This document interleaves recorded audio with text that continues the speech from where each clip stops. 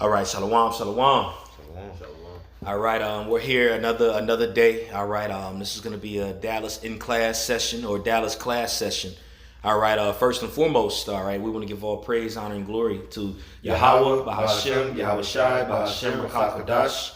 Double honors to our apostles and our elders of Great Millstone that rule well. Peace and blessings and much salutation to you, elect Akim, across the four winds of this earth, kicking this word in sincerity and in truth.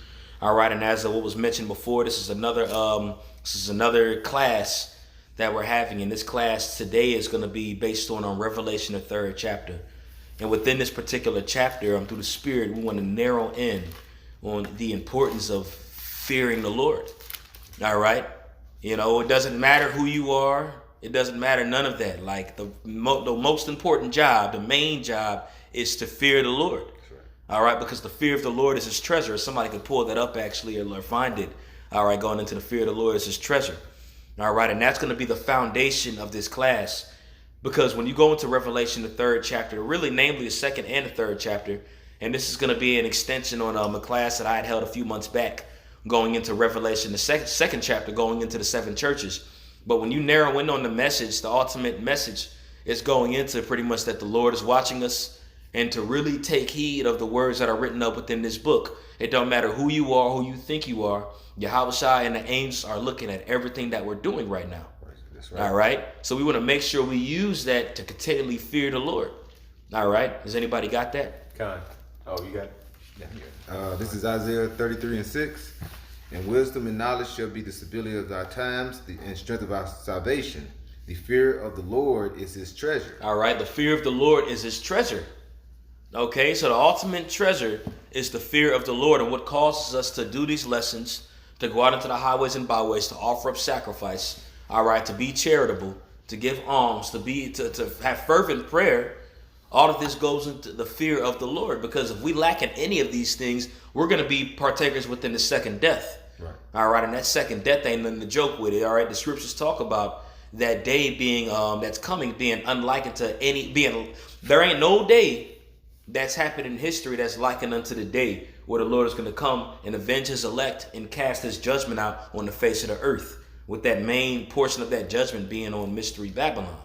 All right, so we want to make sure that we're doing the things that we're doing in the Spirit, all right, taking heed to the words that are in this book, so we aren't partakers of this second death, and that we want to make sure that the things that we do read in the scriptures, whether it's history of our forefathers or whatever the case was, we use that and we keep the fear of the Lord within us, which is the treasure at the end of the day. Okay, so whoever has Revelation, the 3rd chapter, we can start in Revelation chapter 3, and we're going to read through the whole chapter. All right. Now, also, too, as pertaining to precepts, we're going to keep precepts very short, because I do have a list of precepts that I do want to get into, and we don't want class to be drawn out 3-4 hours like it can be, which we understand it's a beautiful thing, but the attention span of Jake isn't really the longest. Okay. So I'm gonna but if it's on the Spirit for you to really bring a precept out, bring it out at the same time. If you got a banger, let it shoot. Right. You know what I'm saying? Cool. So whoever got it, we can go in and get it started. All right. Revelation chapter 3, verse 1. And unto the angel of the church in Sardis write, these things saith he that hath the 7 spirits of the Most High, and the 7 stars. I know thy works, that thou hast a name, that thou livest and art dead. All right, so we're going to stop on that. So this particular letter right here that Yahweh Shai had told John to write is going into the church in Sardis. Now, when you read the letter to these different churches, because it was directed toward those different churches, because those different churches were the 7 churches that the Spirit of the Lord poured a lot into. All right, the apostles visited these different churches. John the Revelator dwelt with a few of these churches. And when you go into Paul's letters and his voyages, he traveled to these different regions a lot. So these 7 churches had a huge amount of significance as pertaining to the ministry, the distribution of the word of the Lord. All right. But also, too, we understand that those churches in the flesh aren't here anymore, but those churches are still here today within the Spirit. Right. All right. And they apply to every single last one of us that branch out, which makes up the body of Great Millstone, the body of Yahweh Shai. All right. Now, when you go into the history and Sardis, is very, very, very intriguing. And also, too, when you go into these different churches and the message that's displayed unto these different churches, he's speaking unto them and telling them carnal things that they can relate to, which mainly has a spiritual significance of it in the whole. All right. Now, when you go into the church of Sardis, there's a few things that I want to touch upon going into Sardis. All right. Sardis was a wealthy city. All right. And I'm going to just read here what I have in my notes. It says Sardis was a wealthy city situated at the junction of several important roads and trade routes. All right. So it was a hub for trade. Okay. And also, too, it says the connection between Sardis and money. All right. It was pretty known for easy money. If you want to make that easy money, come to Sardis. Right. That's where you're going to make that easy money at. And also, too, history on Sardis. Sardis is actually the first actual place that actually is documented to actually have a coin-based currency. All right. It had a coin-based currency. Namely, we understand that you had different places that had different gold, this, that, and the third. And some of it actually had like nuggets and coins you would throw. But when they actually started imprinting faces on money, that started in Sardis, believe it or not. And also, too, where white gold was really pushed, white gold, all right, which was gold. White gold is really gold mixed with other different metals. That actually started in Sardis, okay? So when you look at the money we have today, when you look at your coins, you see George Washington, Abe Lincoln, and so forth. You see Caesar on that motherfucker. Excuse my French. Right. But that facial imprinting on money started in Sardis, okay? And also going back to it, it says the first coinage ever to be minted in Asia Minor was minted in Sardis in the days of Croesus. All right, and you can actually research Croesus coinage. And Croesus, which was a ruler in Sardis around that time, all right, in ancient times, that is, this is around the time of Cyrus. Okay, this is still when the Babylonians, all right, and Nebuchadnezzar and all them were in power. This is still way before the church that was in Sardis. Okay, this is still around 600, 500 BC. Around this time, that's when facial impressions got imprinted on that coinage. Okay, and that's when Croesus, the king, was ruling. All right. But pretty much these roughly formed electrum or white gold. All right, and again, this was the beginning of money in the modern sense that we have today. All right, Sardis is the place where modern money was born. Okay, Sardis was also well known for luxury. All right, it had the reputation for immorality, because when you go into places that's known for its luxuriness, like Los Angeles, Las Vegas, even America. Look at America, is considered the golden city. Okay, so you see places that's highly uplifted within luxury, even Sodom and Gomorrah. Right. Sodom and Gomorrah wasn't just a ran down ass place that had wickedness going on. It had wickedness going on, but Sodom and Gomorrah and those other neighboring cities were very luxurious when you look at it. Right. All right, they were so luxurious they didn't care about their morality at all. All right, and that was the same thing that was going on in Sardis. So as we understand these things was taking place in Sardis, you had the body of brethren that dwelt in Sardis that was subject to vanity, all right? And the vanity that was going in Sardis was on a very high level. So they were subject to that BS that was surrounded by it, all right? So as we're reading, going into this letter directed towards Sardis, and you read the different things Yahushua told John to write to this church, you see like, oh damn, man, Yahushua ain't playing. These brothers in Sardis was tripping, But again, there was a lot of immorality that was taking place in Sardis. Just like right now in America, just like in ancient Babylon, just like in ancient Egypt and the other places, all right? Sardis was a hub for immorality, okay? Now, I'm going to keep going in here, and then we can keep reading, okay? But again, going to the point, it had the reputation of immorality, all right? And also, too, in Sardis, there was a temple that was dedicated to Sybil. All right. And do any of you brothers know who the counterpart of Sybil actually is? Okay. Sybil is pretty much the Greco version of Diana. I'm sorry. No, not Diana, but Artemis. Okay. I'm sorry. Artemis was her, Artemis, it was Artemis, but at the same time, too, you had Diana. But the Grecians the Romans called her Sybil, all right? And the Grecians called her Rhea. That's who it was. It was Rhea.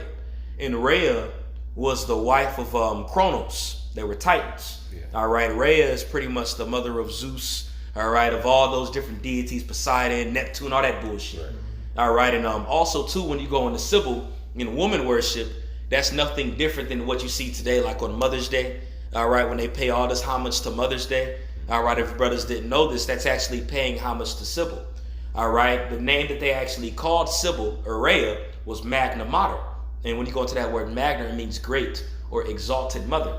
Going back into Ilnana, Semiramis, all these different counterparts that she had, Sardis was known for that. All right, which shows you America's nothing but a modern day version of all these different places. They just got all those different deities and they've accumulated them in to modern things that we have today that we worship and they set highly, like again Mother's Day. So that was going on in Sardis very heavily. All right, they had erected an altar to Sybil. Okay, and again, the combination of easy money and a loose moral environment made the people of Sardis soft and pleasure loving. All right, they were worldly, and it ain't even just talking about the people that was there, because the Lord don't give a dang about these people that are there. But this was a reflection of the church as well.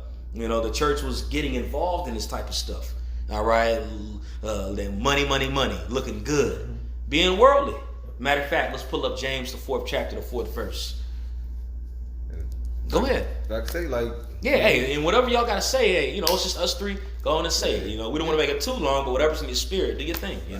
Just like you said, the riches, and the Lord speaks on that. When you get more of your riches, like you said, that your morality gets more and more attacked. That's right. So when you see all, like you say, Babylon, Sardis, all these other, times and acts of these different times, you notice every lucrative nation that was flourishing, the morality was just going out the window. That's right. And our people just indulged in that. That's right. You've seen a form of decadence take place, and through that lavishness, all right, it was more decadence, like going into America, and throughout all that decadence of the music, the dressing, the sexuality, all that'll lead a nation to its destruction, which we see America in the pathway to destruction right now.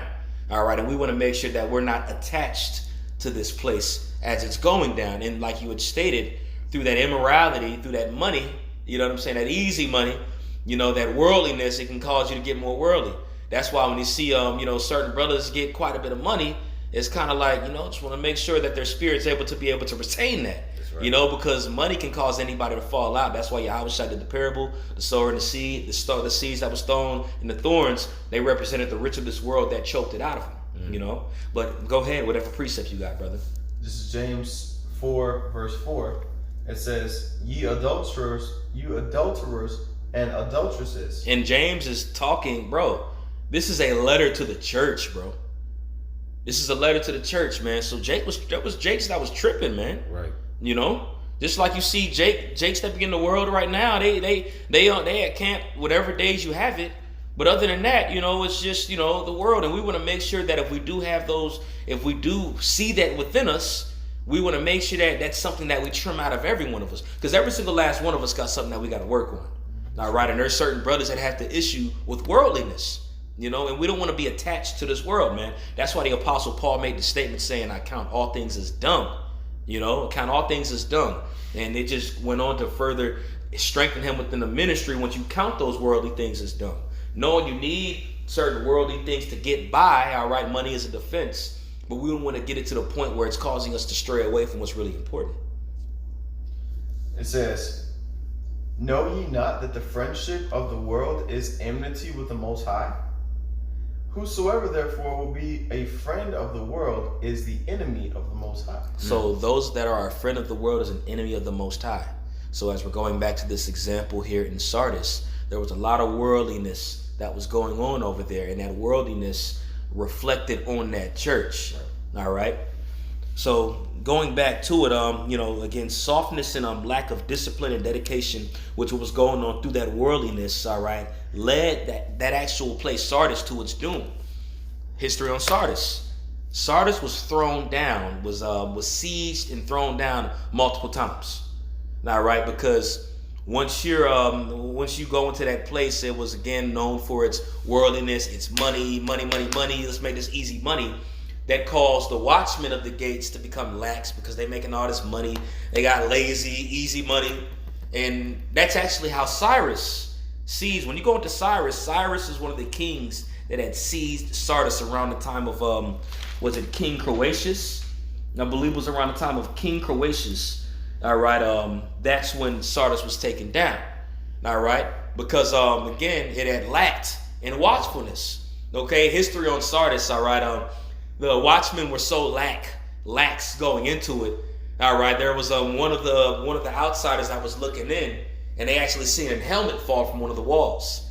You know, and where that helmet had fell and tumbled down, they looked and they seen a pathway that the helmet rolled down. You know, and they was like, oh shoot. You know, they spoke to the generals. Hey, this is actually a way that we can go up there and take this place down. So they waited till the sun went down till everybody was asleep, and Sardis was known for its lack of watchfulness. And Cyrus's army actually crept up through those crevices, and the whole military climbed over the walls and besieged the whole city. You know, ain't that something? This is crazy, right? You know? But as we keep reading in Revelation, the 3rd chapter, we see how what was physically going on in Sardis had literally take place with the brothers that was there spiritually. Right. Okay, so we can keep going. We can keep going on that. In Revelation 3? Yeah. Salaki, you read. Okay. Yep. Revelation chapter 3, verse 2. Be watchful and strengthen the things which remain. Real quick. That's why he said, be watchful and strengthen the things that remain. All right? Yahushua told them to be watchful because Sardis was known for its lack of observation. Right. And since that city was known for its lack of observation, the church wasn't observing nothing, man. And also, too, in the previous verse, it went into that name. Actually, can you go back to verse 1, Baba Kashaw, going into that name? It says, Revelation 3:1, and unto the angel of the church in Sardis write, these things saith he that hath the 7 spirits of the Most High and the 7 stars. I know thy works, that thou hast a name. Remember, they was known for their, the money. And even the church, the brothers that was there was probably decked out and whatever. It probably looked good. And the other churches probably like, man, yeah, them brothers over in Sardis, balling like a mug, man. They over there getting it. All right, so they really didn't experience poverty. They really didn't experience perils. They didn't really experience chastisement and oppression too much over there in Sardis because they was living good. So they had a name. When you go into that word name, that goes to reputation. All right, and they had a reputation. But just because you have a reputation doesn't mean it's a good reputation in the eyes of the Lord. That's right. The Lord can see all of our works. You know what I'm saying? Brothers might look on the outside in and say, man, they got it, this, that, and the third, which is cool because the brother's eyes do represent the eyes of the Lord. But at the same time, Yahushua and the angels are seeing all of our works even deep down in.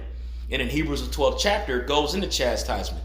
If you're not suffering chastisement, all right, the Lord looks at you as a bastard, And also, too, when you go into Sardis, there was literally only a small handful of brothers that was literally actually on fire for the word. A very small handful out of that church. They were actually doing the works, But that just goes into that name of Sardis. Okay. Now, again, despite their good appearance, and right now I'm reading in my notes, despite their good appearance, Yahushua saw them as dead. All right, and this dead indicates that there was no struggle or persecution, like I stated before.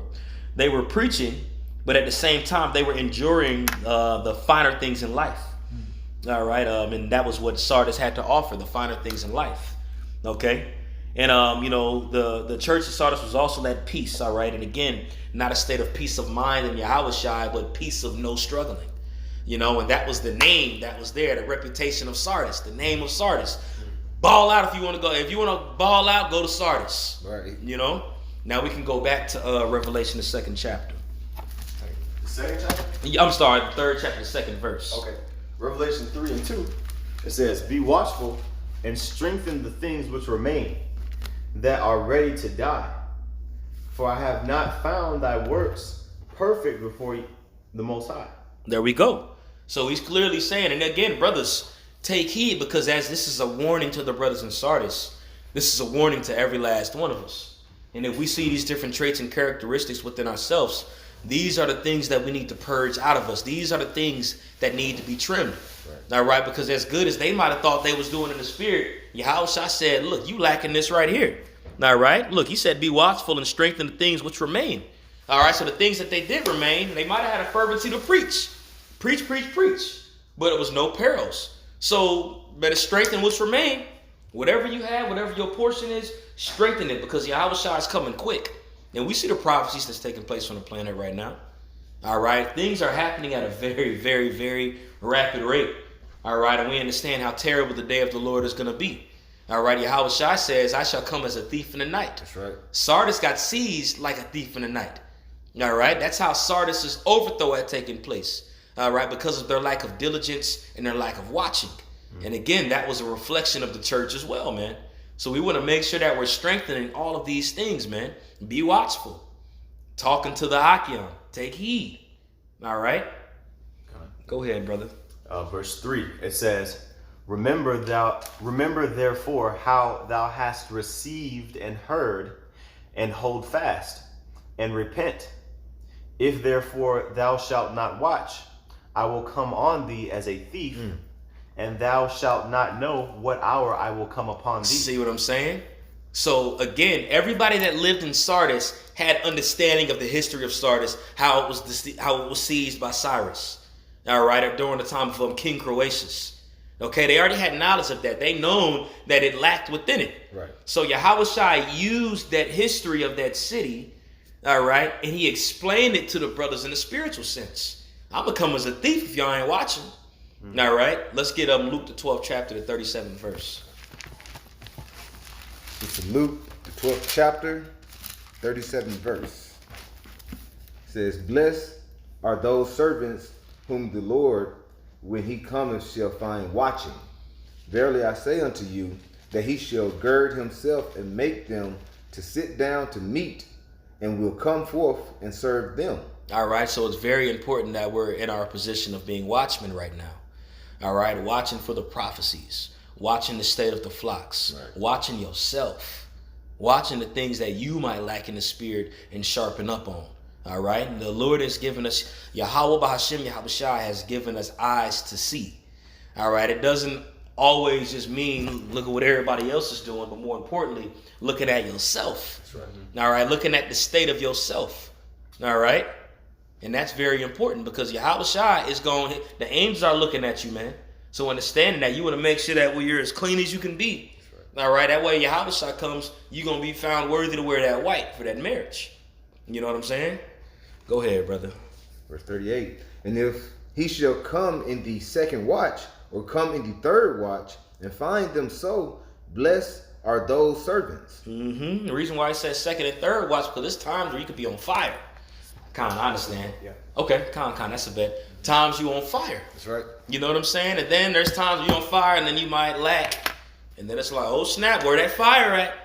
Or you might be on fire for the second watch, you know, but when he comes around the third time, where you at? You know? Mind you, throughout history, Sardis didn't get overthrown once.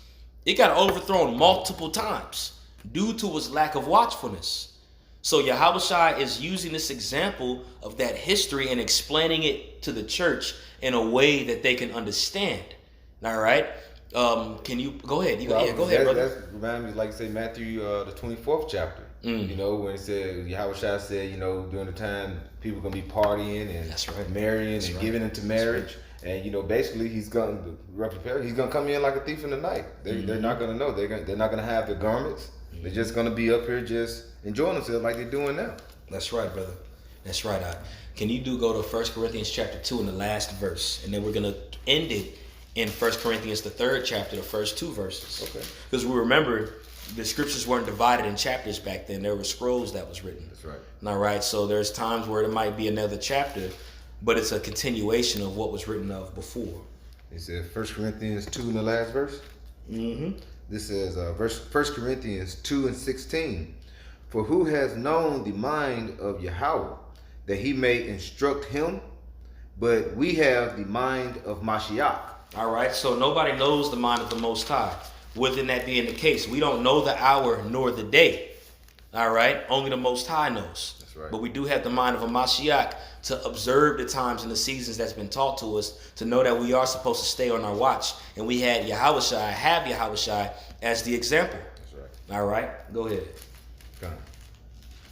But that was the last one. Now you want to go back to No, the first verse in 1 Corinthians, the 3rd chapter. okay. 1 Corinthians 3:1. And I, brethren, could not speak unto you as unto spiritual, but as unto carnal. There we go. So Yahweh Shai, and that's Paul speaking there. But Paul knew that because he was a understudy of Yahweh Shai, man. That's right. He was one of the apostles as well. Yahweh Shai actually literally supped with Paul as well. Now, he didn't sup with Paul in the flesh like the other 12. All right. But he came down in the spirit and supped with Paul for 3 years. That's right. You know, Paul knew Yahweh. Yahweh Shai knew Paul. All right. So that's the point on that one. We can jump back to Revelation, the 3rd chapter. All right. Okay. This is Revelations chapter 3 and Verse 4. Verse 4. Thou hast a few names even in Sardis, which have not defiled their garments, and they shall walk with me in white, for they are worthy. Remember I said earlier there was a few of the disciples that was in Sardis that was doing the things that they were supposed to be doing. All right. You don't want it to just be a few brothers that's in your camp that's on fire fervently. Right. And when I say fervently and on fire, not necessarily only just doing your videos, but within the whole spectrum within the ministry, whatever service that it is. And Yahweh Shai said there's a few of those brothers that were on fire when it came to partaking to the ministry. That's right. All right. They understood, all right, I got to do what I'm supposed to be doing. All right. Now, it doesn't go into narrow detail of who these actual men are. Okay. But it goes to show you that Yahweh Shai said these men were going to be dressed in white in that day. All right. So those men that were on fire in Sardis are here today somewhere, and they on fire for the Lord. They all were right. elected. They were the elected that was in Sardis. That's right. That's right. They were the remnant of Sardis. That's right. Exactly, brother. Hey, and that's a beautiful point. All right. That's a very beautiful point, man. All right. Now, I'm just going back into my notes. It says it may have been remarkable because of the city's notoriously immoral rep. Even in a city that wicked, some among the Akim, all right, had not defiled themselves by joining the sin. All right. They weren't worldly. All right. Now, I'm continuing on with what I have here. It went into those garments, all right? And we understand it isn't talking about a physical nature of a garment, but a garment is something that's used to cover up your nakedness, all right? That's why it's written, to have your garments clean, all right? In Isaiah, the 52nd chapter, we don't got to get it, but having that clean garment right now is going to relate to you having a white garment when that day comes. And in order for your garment to be white, you have to go through perils and tribulation in order for you to be cleaned and for it to be white. All right. So the Lord had dwelt with those brothers on a different level, and he actually afflicted those brothers. And whatever their affliction was, whatever their thorn was, the Lord makes sure that he had constantly chastened those brothers so they were clean in that day. And again, as those brothers were clean in that day, those brothers are here today somewhere clean right now. All right. Now, that's it on there particularly. We can go into Revelation, the 3rd chapter and the 5th verse. Revelations 3 and 5. He that overcometh, the same shall be clothed in white garment and white raiments, and I will not blot out his name out of the book of life. All right, so there's a few things that I want to touch upon going into that, because we understand that white raiment represented being clean, but we also do understand spiritually that we are a priesthood. All right, royal priesthood that Peter spoke of, and not even just Peter, but Yahweh Shai spoke of it as well, and even Paul. That's right. All right. Now, when you go into the customs of the ancient council that was set up back around the time of Moses and Aaron, all right, the order of Aaron, okay, we're going into the ancient Sanhedrin, because the Sanhedrin that was around during the time of Yahweh Shai, the council, that's nothing but a corrupted version of the council that the Heavenly Father had actually set up. And that council that was set up around the time of Moses and Aaron was nothing but I don't want to say nothing, but it was a reflection of the council that's set up within the spiritual temple, in the temple where Yahweh dwells, in Yahweh Shai. All right, where you have the 24 elders that are surrounded by in front of the Lord, constantly worshiping him day and night. All right. Now, something that was very interesting through my studies going into this. All right. This also is an allusion, all right, of the custom of the Sanhedrin and judging of the priests that are fit for service. All right. And what they would do is they would examine the priests concerning their genealogies and their blemishes. All right. And every priest in whom was found anything that was faulty or a blemish or a corruption within their genealogy, all right, they was actually clothed in black. All right, and they were veiled in black, and they actually went out of the court. All right, something very interesting. But everyone that was found perfect and right, all right, according to their works and their genealogies, all right, and they went and actually ministered with the brethren, the priests, all right. So those that were actually found righteous were clothed in white, all right, and they had their duties pertaining to the council. And when you research it, there's actually different prophets that you read about that were part of that ancient council. When you research Malachi was a member of that council. Ezekiel was a member of that council. All right. Matter of fact, Ezekiel was a member in that council, but he was calling out the BS that he was seeing to those different men that was part of that council. Let's go to Ezekiel, the 8th chapter, really quick. Okay. All right, and we can start around the 7th verse. All right. This is Ezekiel chapter 8, verse 7. It says, "And he brought me to the door of the court, and when I looked, behold..." See the court? All right. You remember, if they were found without a blemish, they were with blemish, they were dressed in black and cast out of the court. All right. So he's bringing Ezekiel into the court through the Spirit. Go ahead. "And when I looked, behold, a hole in the wall. All right. Then said he unto me, Son of man, dig now in the wall. And when I had digged in the wall, behold, a door. Go ahead. And he said unto me, Go in, and behold the wicked abomination that they do here." All right. So there was wicked abominations that was done within that council, within those ancient men. Go ahead. "So I went in and saw, and behold, every form of creeping things and abominable beast, and all the idols of the house of Israel portrayed upon the wall round about. Go ahead. And there stood before them 70 men in the ancients of the house of Israel." 70 men. That 70 men represents the Sanhedrin. Right. But which we understand that around the time of Yahushua, that ultimately was fulfilled about those wicked men. But even around the time of Ezekiel, there was wicked men that was back then that was part of that priesthood, man.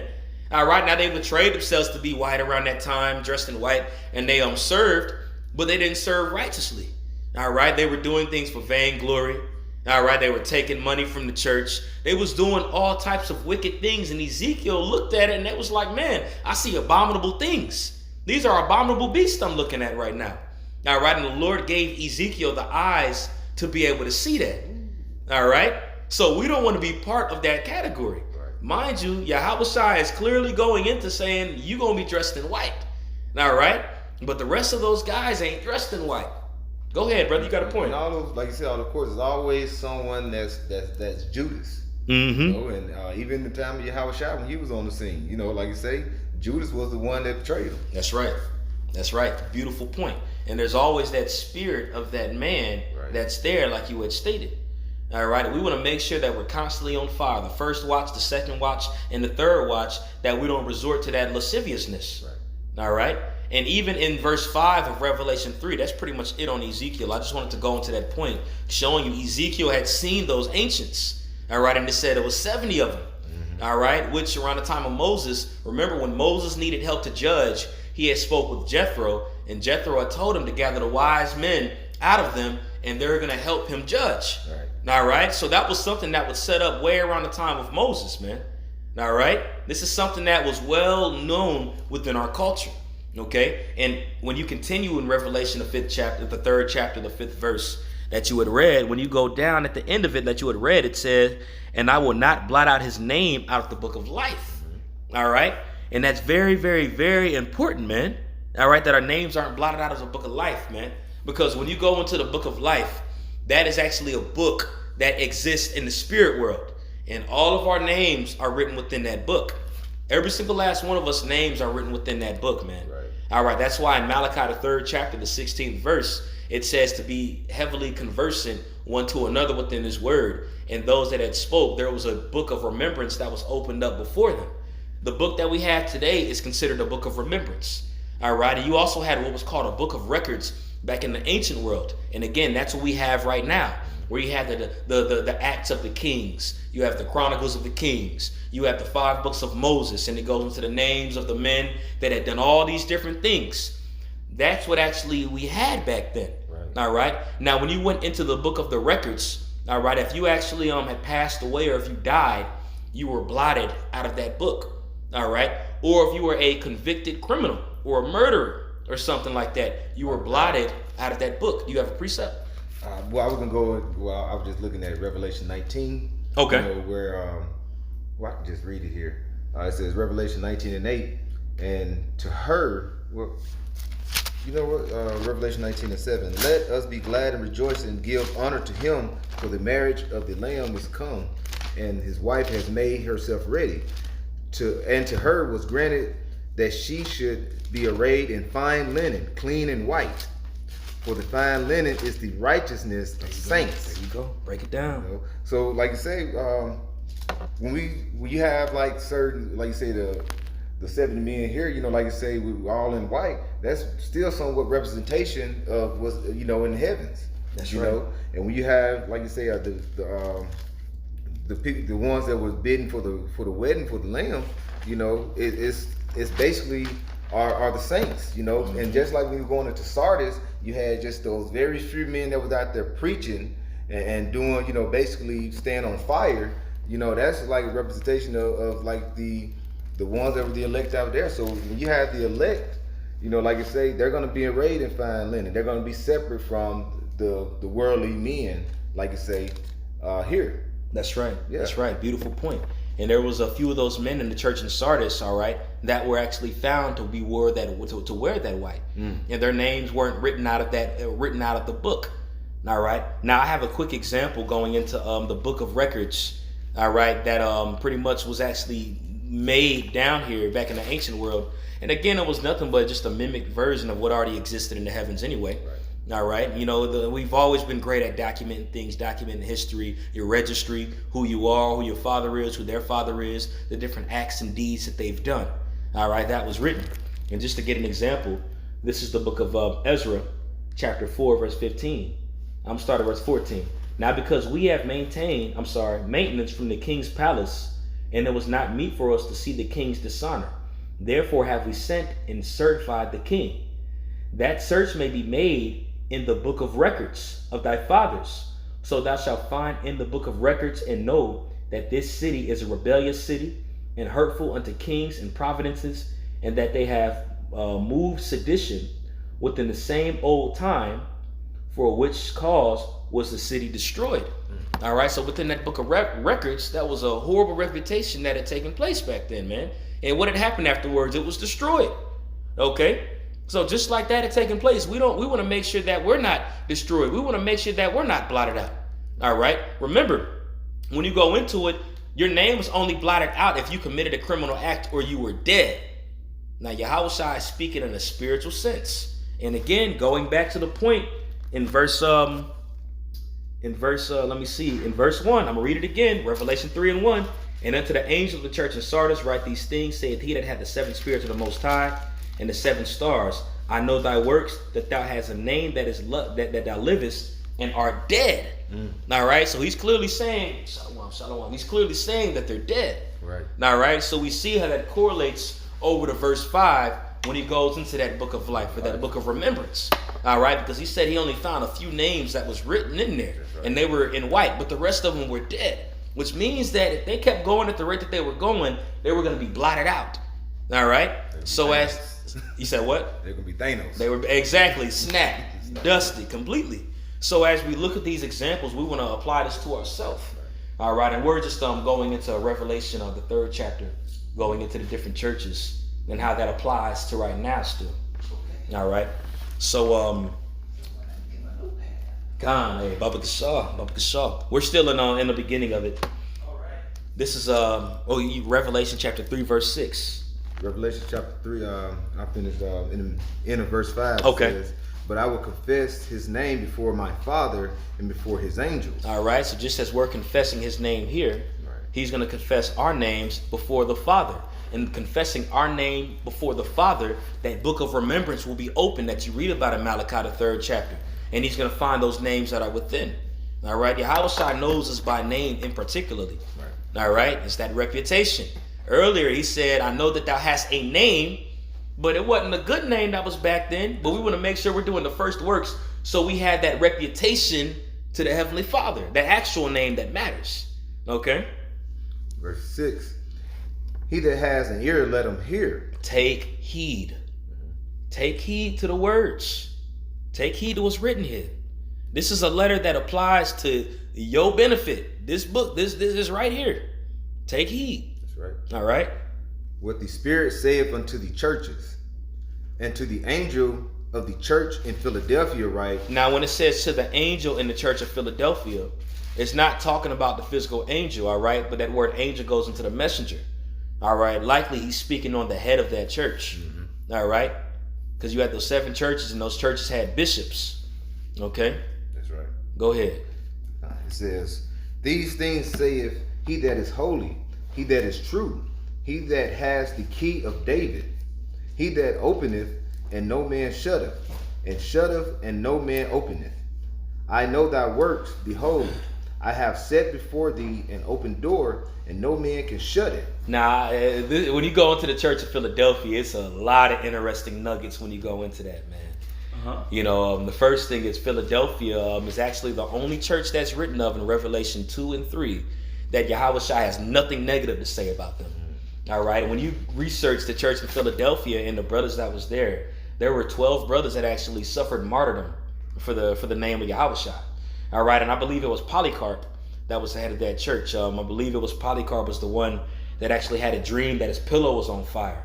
You know, and he woke up and he knew what his death was going to be. Right. And he was actually burned alive. You know, and there was different brothers that had suffered martyrdom as well. And then it went into a door.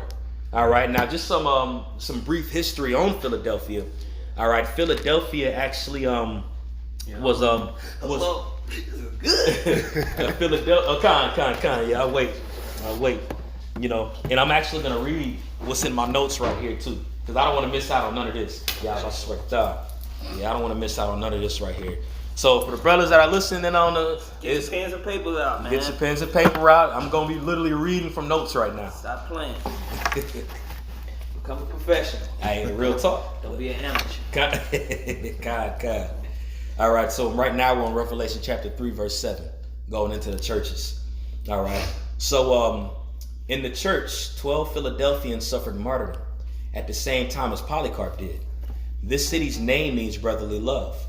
And this city was the youngest of the 7 cities and was originally founded at the outpost for Hellenism. So this was actually a hub for Hellenism. That Greco influence was heavily poured out in Philadelphia. All right. And Yahushua mentioned spiritually to this church that he would open the door, because Philadelphia was a door for Hellenism, Greek influence, artwork, music, this, that, and the third. All right. People entered into that to really see what the Greek lifestyle actually was, how it is to be that Greek, to live the Greek way. That's what Philadelphia was actually known for. Okay. Now, as I continue to read in the notes, it said, it says the culture of the ancient Greeks. So this shows us that these were, we know that these were Israelites at the end of the day. You know what I'm saying? Mainly these Hellenists that were there. All right. The original people behind this key city was to make it a center for spreading Greek language throughout the age of providences. All right. It also commanded one of the greatest highways in the world. All right. Literally, Philadelphia had a highway that led all the way to the Middle East, the main highway. All right. So people, this was, again, it was a hub. Right. All right. So it was all the way from, again, Europe to the east. All right. Philadelphia was the gateway from the continent. From one continent to the other. All right. And when you go into that, it says these things said he that is holy, he that is true, which we understand is talking about Yahushua, but more importantly, that this is literally a direct message, which the whole scriptures is. But it's just very important. All right. When you look at what's taking place in these cities, how that applies to spiritually. All right. Yahushua, like I stated before, used actual events and how the culture of the city was and what was taking place in the city. And he used it as a spiritual way to tell the church how the state was. Again, that was a reflection of the church. All right. So going down. Okay. It says, he that openeth and no man shutteth, and shutteth no man openeth. All right. Again, this goes into his power and authority, and especially again, Yahushua had that power to open and shut. Right. All right. And he had actually given this church All right, when you go into it, I believe it's going to be in the next verse, but he had said, "I opened the door before thee," but I believe that's going to be the next verse. Okay. So whenever you're done writing, we can go in and get that.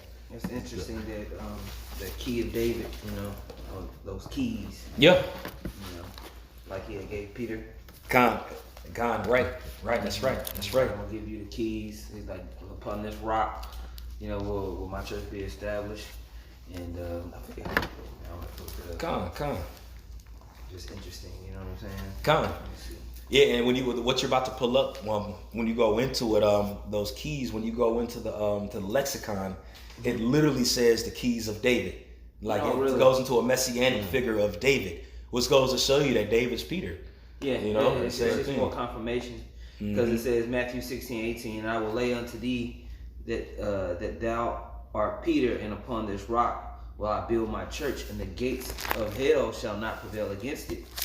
And I will give unto thee the keys of the kingdom of heaven, and whatsoever thou shalt bind on earth shall be bound in heaven, and whatsoever thou shalt loose on earth shall be loosed in heaven.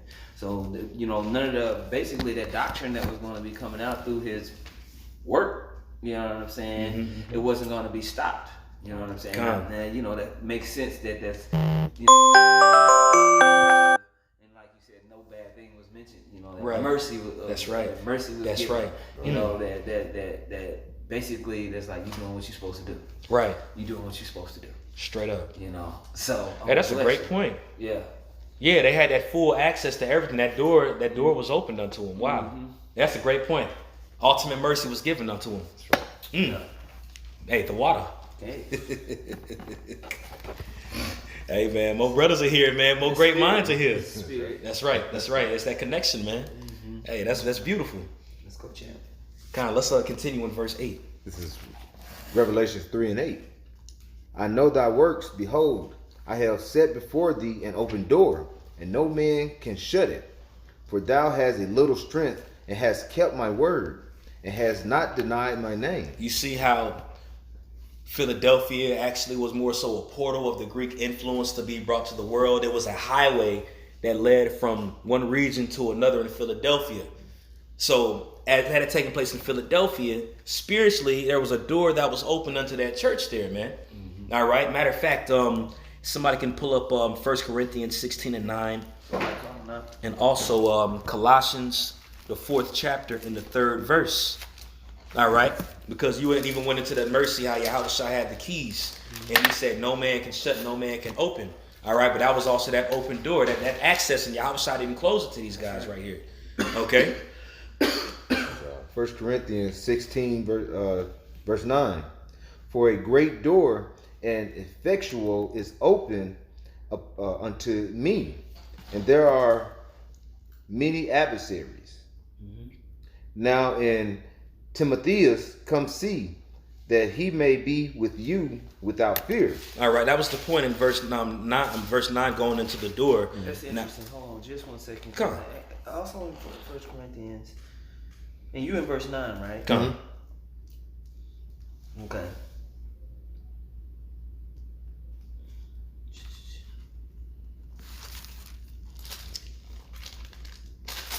No, that's not in this one. It's not in this one. Go ahead, it's a lot. No, it's all good. It's all good. Colossians, the 4th chapter, because going into this door and what this represents, because Yahushua said, I open the door unto you. All right. And remember, this is a church that was on fire, man. It was, literally everybody was on point. Right. Everybody. On every aspect. Start at the 3rd verse. Yeah. This is Man, you Colossians. just start from the top. It's all good. It's Colossians 4:1. Masters, give unto your servants that which is just and equal, knowing that ye also have a master in heaven. Continue in prayer and watch in the same with thanksgiving. Remember, the church in Sardis lacked in that watching. That's right. All right, but Paul is giving this exhortation to the church for them to be watchful and mindful. Okay, go ahead. Verse 3. With all praying also for us, that Yahweh Shem Yahushua will open unto us a door of utterance. A door of utterance. All right, and what's that door of utterance? All right, that ability to continually pour out the gospel. All right, just like people would.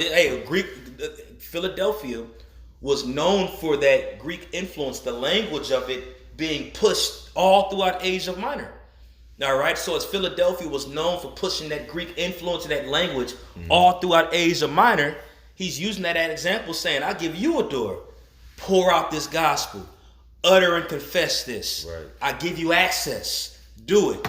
So one can only imagine how on fire this church actually was, man. And Philadelphia literally means brotherly love. That's right. All right, so they was showing love to one another. They was on fire, pushing the work, constant in prayer. All right, and the Lord just continued to add on to them, man.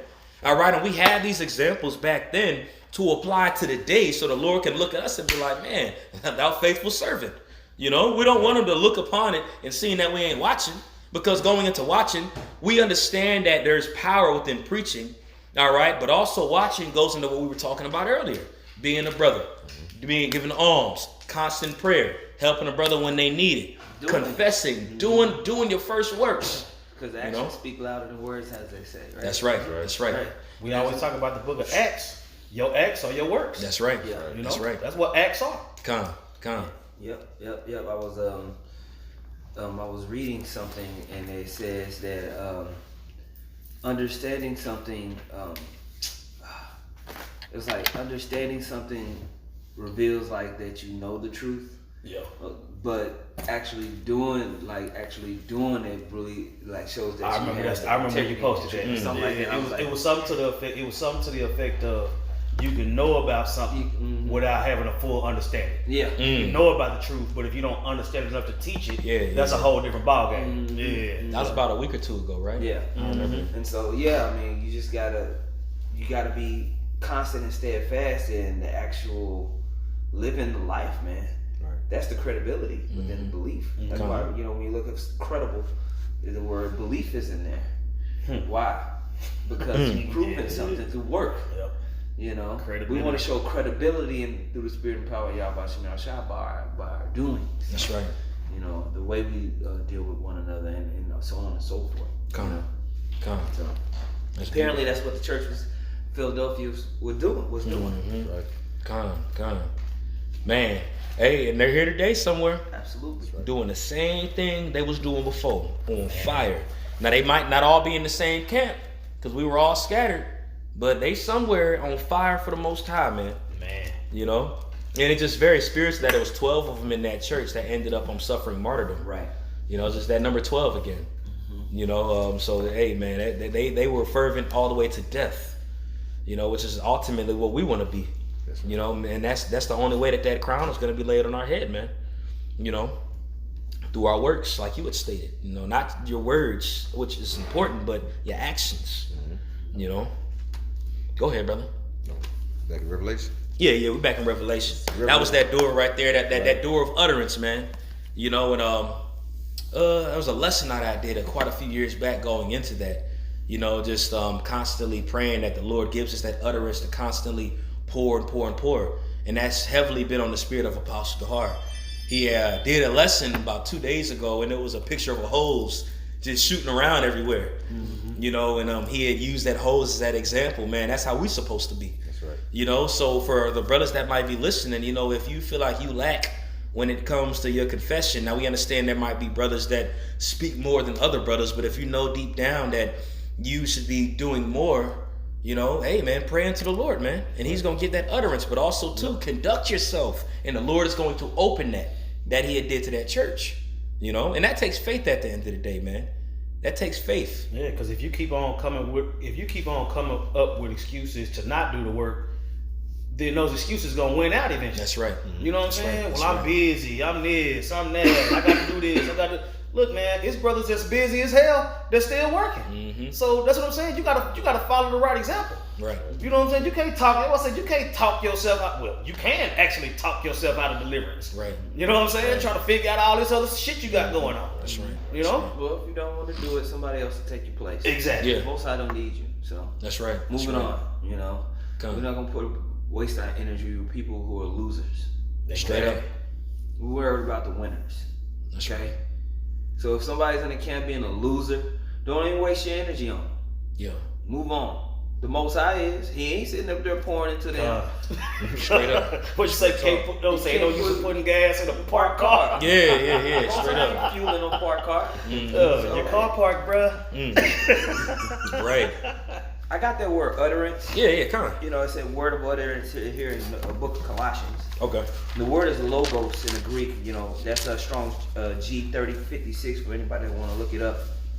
And so it got a few good things out of it. When you look in the outline of biblical usage, the first part says of speech, a word uttered by a living voice embodies a concept or an idea, right? It says what somebody has said, a word, sayings of the Most High, decree, mandate, order. It says of the moral precepts given by the Most High, right? A door of utterance. It says Old Testament prophecy given by the prophets. That's that door of utterance. Come on, man. See that? Hey, Yahweh Shah said, I stand at the door and knock. If he open, then I will sup with him. Woo! And the testimony of Yahweh Shah, the spirit of prophecy, baby. Yeah. Man. That's the direct link. That's the right. door being open, and we're constantly being fed and speaking, right? Man. What is declared? A thought, declaration, aphorism, a weighty saying, a dictum, a maxim. All right. So it's good stuff. Man. Good stuff right there. It keeps, it goes on and on and on. More. You want me to keep reading it? Yeah, please, Baba It Kashaw. says the act of speaking, the faculty of speech, skill and practice in speaking, a kind of style of speaking, prophecy, a continuous speaking discourse, instruction, doctrine or teaching. Let me see. I'm just gonna pull out the ones that stick out. It says matter of discussion, things spoken of, affair, a matter in dispute. It says its use as respect to the mind alone, like an utterance in your mind. Come. Reason, the mental faculty of thinking, meditating, reasoning, calculating. Calculating. So it's going to be kind of like you doing equations, man. Hey, them thoughts will constantly run through your head. The meditation, man. That conversation. That's right. It says relation, i.e. with whom as judge we stand in relation. Let's see what that says. It says in John denotes the essential word of the Most High, utterance does. Yahweh Shah HaMashiach, the personal wisdom and power in union with the Most High. All right? That's what Yahweh Shah represents, right? The personal wisdom and power in union with the Most High, his minister in creation and government of the universe, the cause of all the world's life, both physical and ethical, which for the procurement of man's salvation, he said, put on human nature in the person of Yahushua, the Messiah, the second person in the Godhead, and shown forth conspicuously from his words and deeds. Man, so it just sounds like a mass amount of influence that the Spirit will put on you. Yeah, to speak on behalf of Yahushua HaMashiach, who represents that direct connection with the Heavenly Father and what he wants you to do. It said in physical and ethical. Yahushua was commissioned to put out the blueprint of the universe. Right. History, time, everything. That's right. That's right. So you coming into utterance and understanding with that, the prophecy and straight up knowledge, wisdom, and understanding. That's right. It's a heavy task. Yeah, absolutely. Absolutely. And that's not given to everybody. Right. It's just not. Yeah. I was able to get a quick hit in. Waiting on Anna to come pick me up. This ain't for everybody. Everybody wasn't given that. Period, point blank. Right. You know what I'm saying? Even in Revelation 14:4, it even tell you that song was only given to a small group. Right. There's 7 billion people on the planet. It was given to 144,000 men, and the men and women and children is gonna believe on that. And then the rest of the planet is just the rest of the planet. Right. The rest of the population is just the rest of the population. Right. You see? And that's why, that's why people don't get it. Right. You know what I'm saying? It hit me on the train. I was like, these people really don't. I mean, you it's easy to say it and go into but when it click in your mind that these people really don't get it, Right. you get a sense of relief. Right. You get a sense of relief. Okay, well the Lord just set him up to not get it. So why am I so mad? You know what I'm saying? And at the end of the day, you can go ahead and continue on your walk and just leave that BS by the side, man. Right. You know? Right. Come. Beautiful points. You know, and just to land back off of y'all, just you know, from what both of y'all had said, what you had just read and what you had just stated, going back to how Philadelphia literally was used to influence the whole world, known world around that time. All right, of the way that they were about, the Greek language, the art, everything that it was known about, it was pushed. Okay. And how you had went into pretty much how it's a small portion of us, and the Lord had given us this utterance or this wisdom that we can be able to influence the whole world within this little body that we have. You know, just found that interesting. That's all the water. We using the same book they using. Right. Right. It's the same book. It's the same information, but understanding. Yeah. With all I get understanding. Straight up. Everybody wasn't given understanding. Period. Right. Point blank. Right. You know what I'm saying? So having understanding is a gift and a blessing that we cherish. Right. That was say when they see how we cherish this gift, they get offended. Mm-hmm. Right. Right. Man, beautiful. And all right, you wanted us to go into what now? You said Strong's G. Did you want? That was it on that. Okay. Well, That yes. was utterance. Okay. That word utterance, and it's Strong's G 3056.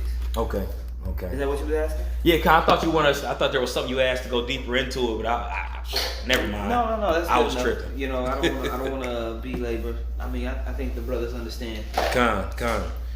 We can keep going to that in Revelation, the 3rd chapter, the 9th verse now. This is Revelation 3 and 9.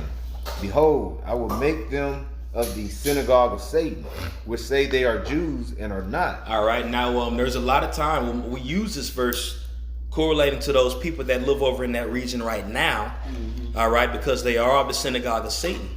But at the same time, back then around this time, when those 12 men were martyrs and they died, all right, there were actual Jews that killed them. That's what. All right, that's what it's They were talking of the about. father the devil. They were of their father, and that's a precept that I have written down. That's the spirit.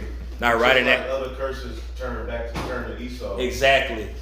That's right. to him too. But That's that right. is talking about those niggas. That's right. That's right. Paul called them Satan. Like they were trying to kill the followers of the Messiah, bro. Yep. Niggas, bro. Them niggas. Yeah, they were in league with the Romans, and so they was trying to make sure that their positions wasn't being, cast down. That's why it talks about, man, they when the Lord came on the scene, it was like, this dude is gonna basically get us caught up with treason. Yep. That's right. That's right. Take the water. That's why they was of their father the devil. They was in league with Esau. Yep. Right. Roman influence, man. They wanted to follow Rome before the Messiah. Go ahead. Middle of verse 9. Revelation 3 and 9. It says, I'm sorry, the top. Behold, I will make them the synagogue of Satan, which say they are Jews and are not, but do lie. Behold, I will make them to come and worship before thy feet, and to know that I have loved thee. All right. Now, again, it's beautiful how that, like we're going into it, how that correlates to the curse of what's going to happen with Esau. Because at the end all be all, man, these heathen are going to bow down to our feet at the end of the day, man. All right. That's it makes me think of, matter of fact, I'm going to get it in the book of Isaiah, the 45th chapter.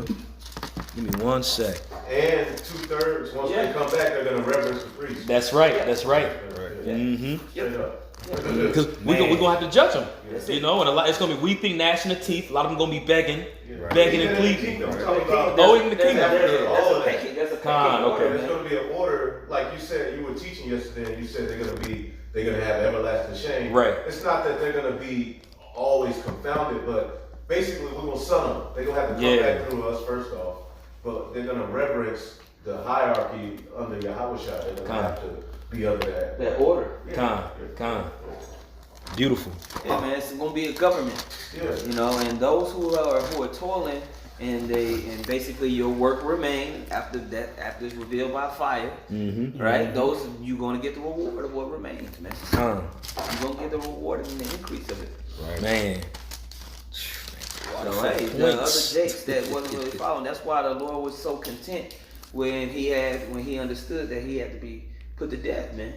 And so he was like, forgive them, for they know not what they do. Right. Those are those synagogue of Satan people, Right. You know what I'm saying? Right. But he understood the outcome. He understood what it was. That's right. For the sake of prophecy, we gonna get this thing done. Con.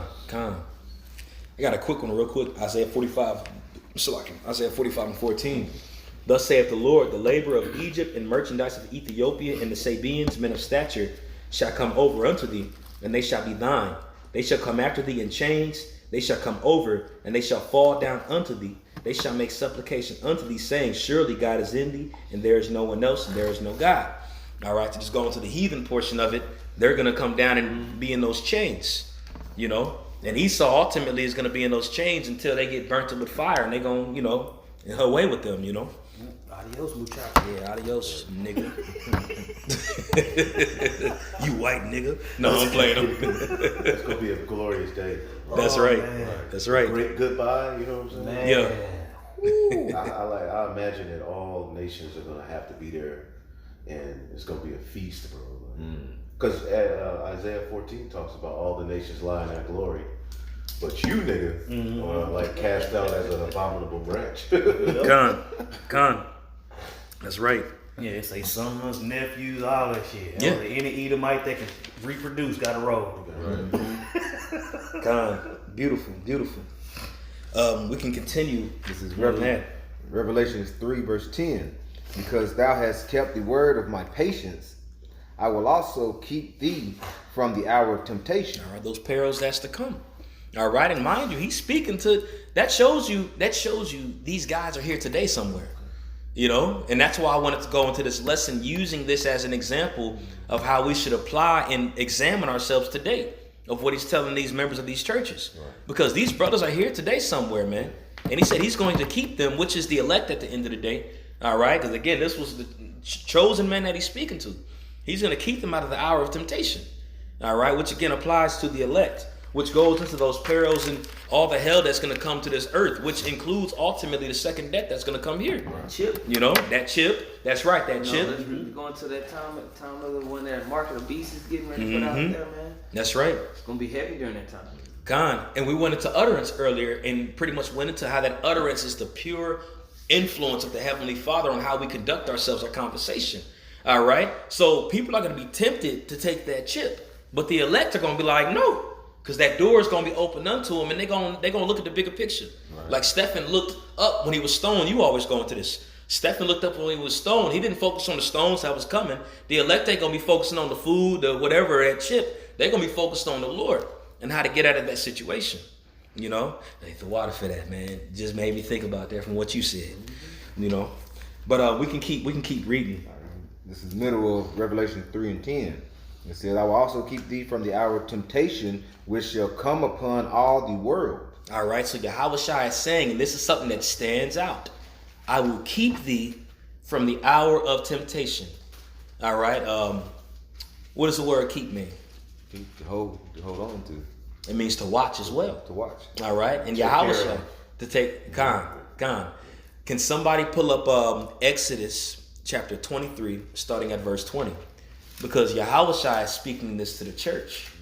Okay? He's saying, I shall keep thee from the hour of temptation. Right. From those perils that's going to come, from taking the chip. All right? He's going to keep from all of that. Okay? This is. I thought you was. Yeah. This is Exodus 23, is it verse 20? Yeah, 23 and 20. Exodus 23 and 20. Behold, I send an angel before thee to keep thee in the way and to bring thee into the place which I have prepared. That's Yahushua. That's right. Just like he was speaking to the church right there. I will keep thee. That's that angel, man. That's right. So he ain't just speaking of it back then, but that still applies to this day. All right, because you even read it in the book of Hebrews, the 12th chapter, that there is literally a cloud of what? Matter of fact, I'm going to get it. In Hebrews chapter 12, and it's just verses 1 and 2. All right. But it goes into a cloud of witnesses. The angels are all the eyes of the Lord. I just did a lesson on that. Oh, that's a spirit. That's a spirit. This is Hebrews 12 and 1. Wherefore, seeing we also are compassed about with so great a cloud of witnesses, let us lay aside every weight and sin which doth so easily beset us, and let us run with patience into the race that is set before us. All right. So understanding that cloud of witnesses is the angels, which starts with Yahushua. All right, and they're gonna keep us in our way. Just like it was written to the congregation back then. That's written to the church. All right. The only difference now is, we don't got a bunch of those niggas there, but this is toward the actual church, the assembly, man. All right, like we were going into earlier before everybody got here, those that were dressed in white, those priests that were found worthy, right. all right, to sit amongst the council. That's what the cloud is witnessing. That's what they're spectating, scoping. All right, mark the perfect man. Right. All right, the perfect man is going to be made perfect through tribulation, and they're going to keep their garments clean when that day comes. You know, keeping them from the hour of temptation. All right. I'll say, because the hour of temptation is coming, man. That's right. You know, you got people out there that don't believe that they in danger. Yeah. You know what I'm saying? They don't believe they under the threat of imminent death. They think that they could just, you know what I'm saying? Right. It's like not even being pushed. Right. But for the men that are gonna be pushed, those are the men that's gonna be kept in that day. The ones that take heed. That's right. You know, that's what I'm saying. All these prophecies coming to pass and all these false prophets, man, all the blood that's on their hands. That's what I'm saying. We are in a position to escape all of that. Right. You know what I'm saying? And you got some people that have no idea that it's coming. Mm-hmm. So when that right hook hit, Yeah. God. ball game over. Right. Yeah. You know? Con. Beautiful. This is Psalms 34:15. The eyes of the Lord are upon the righteous, and his ears are open unto their cry. So he keeps us, you know, through the sacrifice we're offering up. Right. You know, the eyes of the Lord. You know, when we see those angels, man, they're actually guiding us, man. Yeah. Those so-called angels, they're actually watching over us. Right. They're actually setting up the whole story to destroy this place. The angels are speaking through us. Yeah. You know That's, what I'm now saying? that's Straight good up. news. Straight up. That's good news. Yeah. Hey, in Revelation it goes into those 24 elders that are up there before the throne, pretty much going into how we have overcome. But those angels are saying we.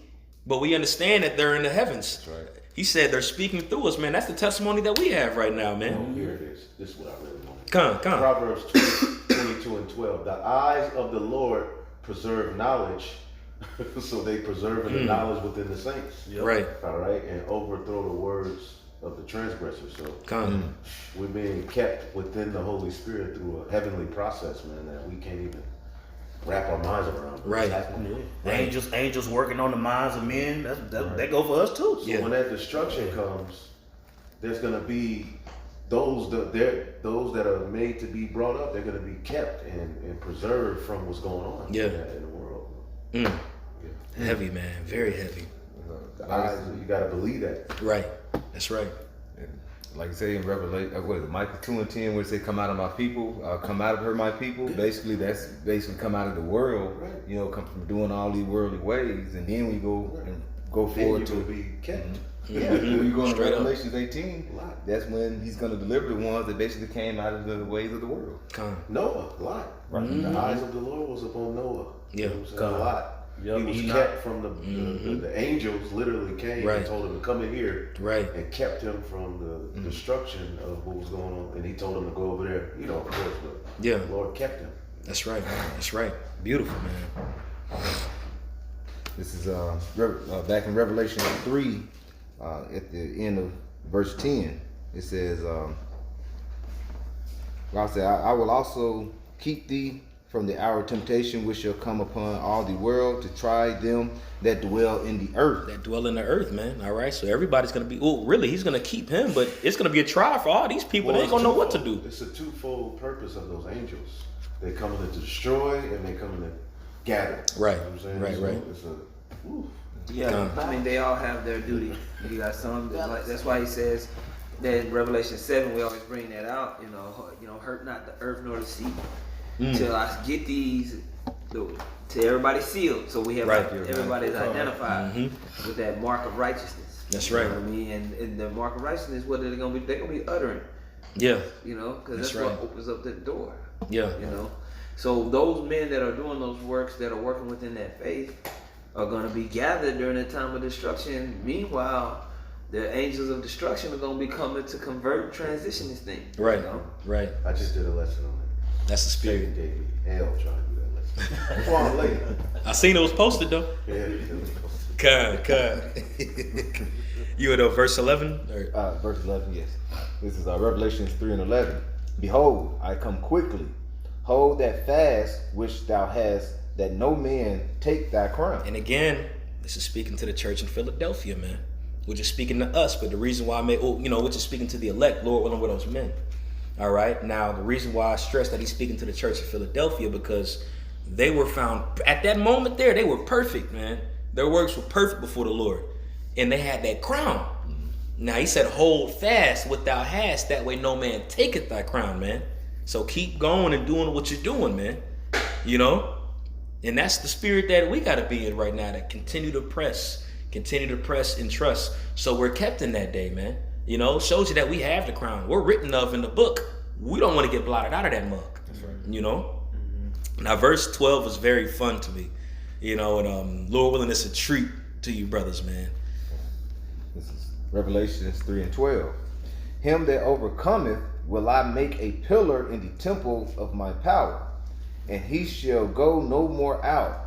And I will write upon him the name of Yahweh, Ba'ashem Yahushai, and the name of the city of my power, which is New Jerusalem, which cometh down out of heaven from my power, and I will write upon him my new name. Can somebody hold Malachi, the 3rd chapter, the 2nd verse, Baba Kashaw, and just keep that on deck? You know, and also if somebody can hold Psalms, the 11th chapter, and the last verse. All right, because, and then one more person, Jeremiah chapter 1, verse 18. I'll get Jeremiah. Okay. You said Malachi what? Malachi 3 starting at 2. But before we read, just want to go into more history on Philadelphia. All right, Philadelphia, again, was known for its immense amount of art. And there was a lot of earthquakes and tremors that would take place in Philadelphia. All right, and they were mass earthquakes that made everything fall. And the only things that were actually able to stand over there, which when you research it, they still have them to this day, are the pillars that are in Philadelphia. They were very stable. They couldn't fall at all, completely, period. You know? And the people that dwelled within that region of Philadelphia knew about those earthquakes, so when they felt those tremors coming, they would always leave. And whenever it was over, they would come back. And they would leave, and they would come back, and they would leave. And it was constant leaving and coming back, leaving and coming back. All right? So can you read that again one more time in Revelation, the 3rd chapter? Revelations 3, verse 10. It says, because thou hast kept the word of my patience. Verse 12. Verse 12. Him that overcometh will I make a pillar in the temple. So he's likening us to these pillars that are in Philadelphia, that whenever tribulation and shaking was to take place, they continually stood. Continually stood. Whenever it happened. And then what does it say? It says, make a pillar in the temple of my power, and he shall go no more out. He shall go no more out. Because the people within that region constantly went out because of the earthquakes. Constantly went out. But he's saying, I'm going to keep you.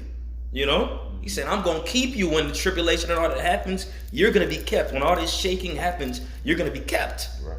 Whoever has Malachi chapter 3, Baba Kashaw. All right, it's Malachi chapter 3, verse 2. It says, but who may abide the days of his coming? And who shall stand when he appeareth? Who shall stand when he appeareth? You know, when Yahweh comes back with those chariots, it's going to be nukes. You know, remember when the angels come back, the earth is going to shake.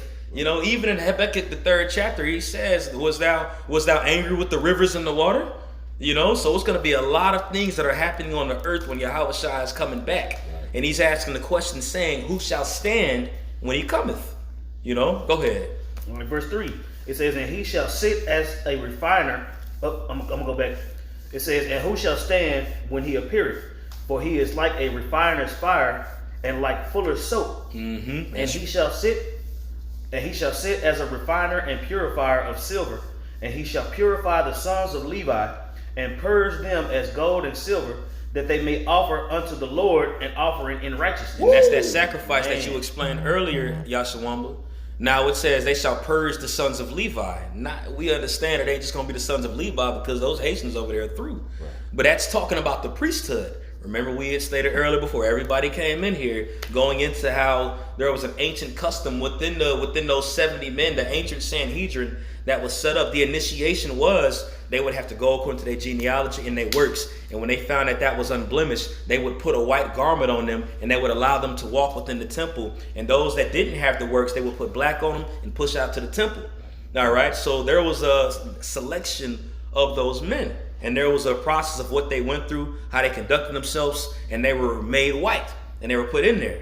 All right. Now we understand that was a similitude or an example of us today. We know it ain't the sons of Levi, but we're priests under the order of Melchizedek. Right. All right. And as it says in Zechariah the 13th chapter, he's going to purify us as gold is purified and purge us as gold, man.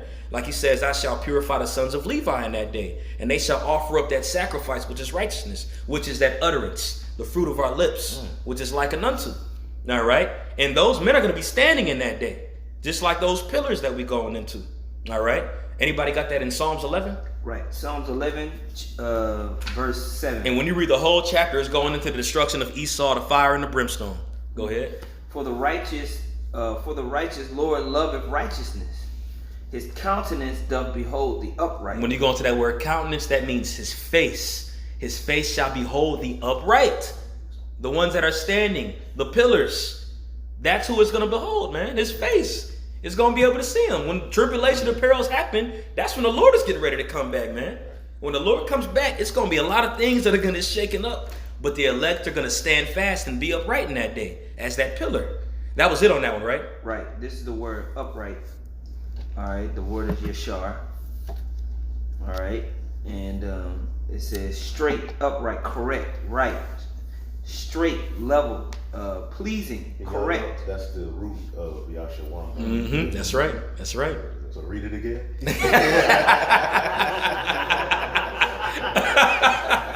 Start over. The word is Big old smile on his face. H3377 Yashar.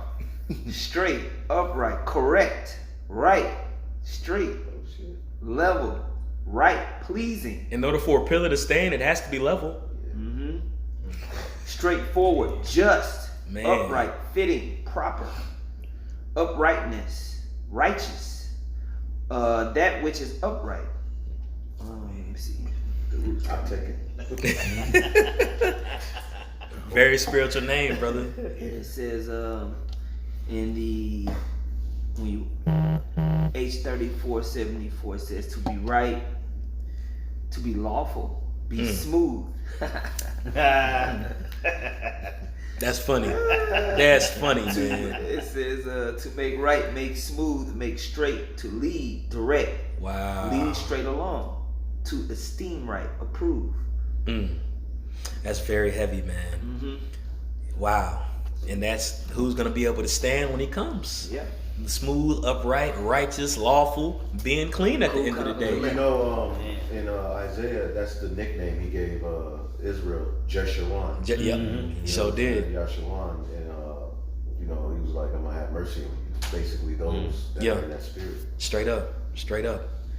Anybody got that in Jeremiah? Oh yeah, you got that, Jeremiah 1:18. Jeremiah chapter 1 and 18. It says, "For behold, I have made this day a defense city and an iron pillar and a brazen wall against the whole land." An iron pillar, a brazen wall. That's significant, or that signifies the elect. Those that are able to stand. That brazen wall is not going to fall. Whether it's earthquake, whatever the case is, Philadelphia was known for constant earthquakes. Like Cali, you know what I'm saying? Whatever activity's going on over there, it's like Cali. Constant earthquakes, man. You know? And that was pretty much there's a little more to that verse. I'll start over. It says, "For Jeremiah 1 and 18, for behold, I have made thee this day a defense pillar and an iron pillar, all right, and brazen wall against the whole land and against the kings of Judah and against the princes thereof." Now we understand that now it's against Esau. And these niggas. And, you right, and these niggas still. What can you call it one more time, Baba Kusha? Jeremiah 1 and 18. For behold, I have made thee this day a defenced city, fortified. And that Jerusalem was known, the benefit of Jerusalem is that it was basically a fortress. Right. You were protected there. You know what I'm saying? On a high hill. It was upright, it stood high. That's why when the Romans sacked the temple, it took time. Right. You know what I'm saying? Right. It says, "For behold, I have made thee this day a defenced city and an iron pillar, a brazen wall against the land and against the kings of Judah and against the princes thereof and against the priests thereof and against the people of the land." Everybody. You're right. Everybody. Everybody's going to come up against us. That's right. That's right. Beautiful, man. Now, the second part of the dope part of that Revelation 3 and 12, we went into how the The pillars were known for their mass amount of stability, but also too. Can you keep reading going into the name now? Yeah. This is the middle of verse 12. And I will write upon him the name of my power. He says he will write upon this man, who he sets as a pillar, the name of his power. Go ahead. In the name of the city of my power. In the name of the city.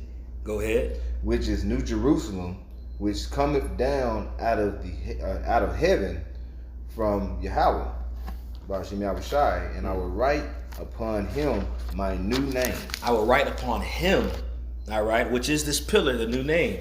Now, some other interesting facts going into those pillars out there in Philadelphia. When you look at those pillars, they had writing that was amongst them.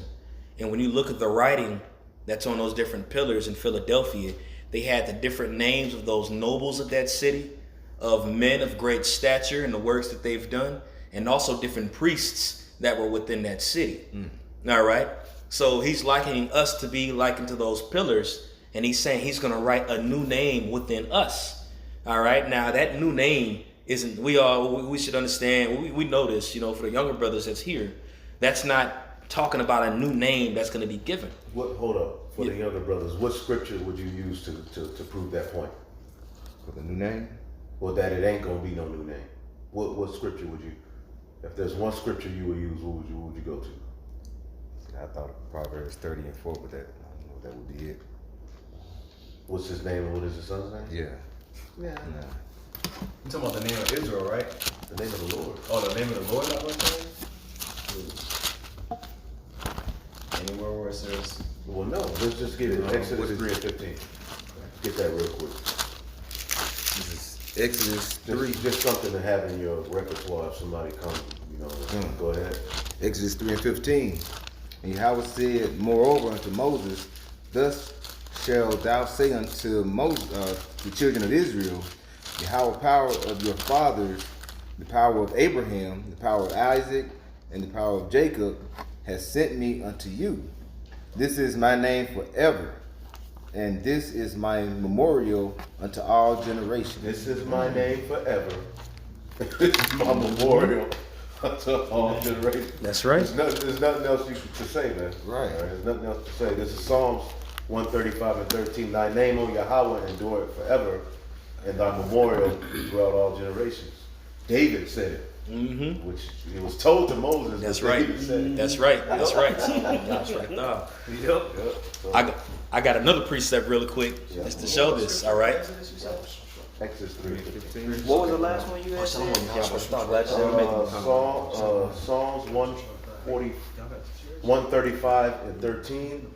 And real quick, another precept is Psalms 45 and 17. I will make thy name to be remembered in all generations. Therefore shall the people praise thee forever and ever. That's right. So those are precepts that go with that. What you That's got? right. Con, just another precept. This is Matthew chapter 1, verse 21. And this is going to when the angel was speaking unto Mary. All right. She was telling Mary something huge and very important that was going to come out of her bowels that was spoken of in prophecy. All right. Matthew 1 and 21. And she shall bring forth a son, and thou shalt call his name Yahushai, for he shall save his people from their sins. He wasn't just talking about that name being temporary because he came down and did the most righteous work anybody could do. But Israel wasn't delivered at that time yet. He's going to save Israel with that same name. He is the deliverer. Well, what about the one Yahushua is the same today? That's right. That's right. Hebrews 13 and 8. Mm-hmm. That's right. That's the cut. Yep. That's why he was given that name. Right. Well, That's whenever right. it talks about name in the Bible, it doesn't always mean proper For name. energy, There's also some things as common names, Mm-hmm. or not even common names. By saying name, you're talking about the character that is applied. Like to that earlier. you Right. represent my name. When I send my son to school, I say you represent the Davis name well. Right. That's right. What does that mean? That means everything that comes along with that name. That means you better be on point. Mm-hmm. That means you better carry the high standard that what we represent in this house. That's right. That's what that's talking about. Right. All right. And so the character or the name of Israel is going to be upgraded in spirit. That's why we're transitioning into extraterrestrial forms, man. We're not gonna go off anymore. Right. You know what I'm saying? Everything is gonna be conducted on a higher level. So Beautiful. things are being refreshed. Things are being upgraded, so to speak. Yep. That's I would right. say because the Lord said, they will call on my name and I will be their power. That's right. So when you call on his name and you representing that power, Yeah. you conduct yourself a certain way. Yeah, That's I mean, right. whenever you get new software on your phone, it's still an Apple. Right. You know what I'm saying? But it's new. Right. You know, Right. Easy work. It's you upload it, you upgrade it. That's all. Yeah, Kinda. so when you go from a 9 to a 10 upgrade on the phone, it don't change the Apple part. Right. That's right. That's right. Alright. Beautiful. All right, so we look up in the word name. It says in the concordance, it's Strong's G3686 onoma, right? And it says in the outline of usage, it says universal proper names. Right? Your name's John, my name's Bill, Steve, all of them, LaQuisha, whatever. Part 2 says the name is used for everything which the name covers. Right? Everything the thought or feeling of which is aroused in the mind by mentioning, hearing, remembering the name, i.e. for one's rank, authority, interests, pleasures, command, excellencies, deeds, etc. See what I'm saying? So we have to consider this when reading the scriptures to understand what is that new name? Right. What does this mean right here? Right. In the context of what we're talking about. Okay? Open up the door. Right. That's right. Man. That's right. Right? Beautiful. I got a precept to back up what you're saying. Come on, brother. So, Come. if you don't mind. Nah, you gotta do your thing, brother. Revelation 19:16 it says, and he hath on his vesture, talking about Yahushua, and he hath on his vesture and on his thigh a name written, King of Kings and Lord of Lords. So that doesn't mean that was his actual name. Right. And then also too, in the 12th verse, where it says his He eyes. that was his rank. He's at the top. That's right. That's right. Right. That's right. Yep, where it says his eyes were as a flame of fire, and on his head were many crowns, because he obviously took over nations and collected those.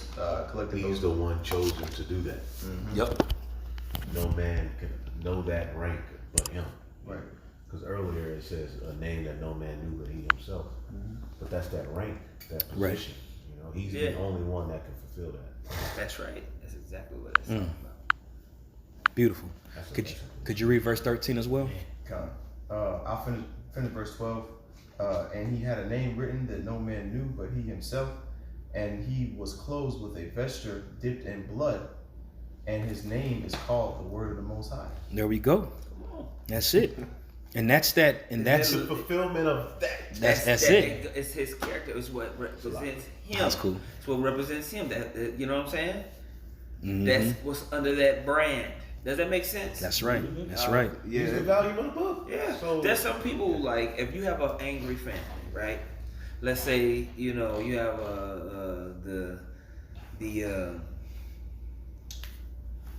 the Crawfords on the side of your family, and they was all known for fighting. You know what I'm saying? That is attached to their name. Like I don't know if you mess with them Crawfords now. You know. You see what I'm saying? Yeah. They always start the stuff. That's right. That's right. It's attached to the name. Mm-hmm. You see, these ranks, authorities, and excellencies that we hear and that we read about is a highlight to that being. That's right. So when it says his name is the word of the Heavenly Father, that means he's the embodiment of that, the prophecies. That's right. That's right. See? Gone. And that being put in us, is pretty much us being perfected. Hebrews the 8th chapter, going into the law, statutes, commandments, the whole word being implanted, being sown inside of us when it comes to deliver us. Yep. Could you actually jump up to verse 7, Baba Kashar? In Revelation 19. Revelation 19:7, it says, "Let us be glad and rejoice, and give honor to him, for the marriage of the Lamb is come." The marriage. What do you get when you make it? You get this, and you get the name. Yep. You get the name. That's it. That's all. That's all I wanted to get right there. You know. So it's a lot bigger than these other camps saying. Like, I ain't gonna say that, whatever. But people say that he's gonna have a completely new name. That's not what it's talking about, man. Like all these beautiful points that was just brought up, man. Yeah, after all that, he's Richard. Yeah. Heard. Well, something to think about. Just think about this. When you read the prophecies, like let's Jeremiah 16. Somebody get that real quick. Jeremiah 16, the Lord liveth that brought up the children of Israel out of the land. Oh, 16 and 14. Just a thought. Just something to think about. I got it. Jeremiah 16 and 14. Therefore, behold, the days come, saith the Lord, that it shall no more be, said the Lord liveth, that brought up the children of Israel out of the land of Egypt. Mm-hmm. But the Lord liveth, that brought up the children of Israel from the land of the north. Now, think about this. Both of those names is Yahweh. Right. So the Lord liveth that brought up the children of Yahweh. It's the same It's name. that easy. We're going to be saying that same name. Right. Yahweh liveth that brought up the children of Israel out of the land of the north. That's Babylon. That's right. It's Yahweh. That's right. And, you know, when you go to the prophecies in His kingdom, we're going to be calling on Yahweh. Right. It says that, bro. Yeah. Hey man, part of the secrets right there. I ain't giving to these niggas. Yashar. That's right. That's right. Straight, direct, smooth, right. Man. Let's get it. Yeah, man. If we those men, those pillars, we're gonna have that name written within us, man. Like those ancient pillars around the time of Philadelphia, man. Those pillars that stood through perils, man. They had names of highly exalted men that was written within them. You know, and he's using that as a representation of how the elect or the upright are going to be, and having that name within them, man. It's going to be etched. All right. When you go into, it's going to be like immortalized. You know, like when you get immortalized, you know, your name is written on something, man. That's why the scriptures also say for us to keep a good name, that reputation, that way, because we're immortalized, man. That's written within that book. You know, and that's why I went into it. It ain't going to be blotted out earlier. You said you had a precept. I don't know if y'all brought it out. Revelation 14 and 1. And I looked, and lo, a lamb stood on the Mount Zion, and with him 144,000, having his father's name written in their forehead. That's it. Easy work like that, man. And that's that protection. That's that covering, man. That's that mark, that Tawa'ah, man. Mark the perfect man. You know, that name separates the elect from everybody else. That's right. You know? We can continue in Revelation. This is Revelations 3, verse 13. And I know it's been kind of long, so we going, just go on and just roll through it. But there was still some points that I wanted to go into with this last particular church in Laodicea. Okay. You know. That means let me get my shit out, cuz.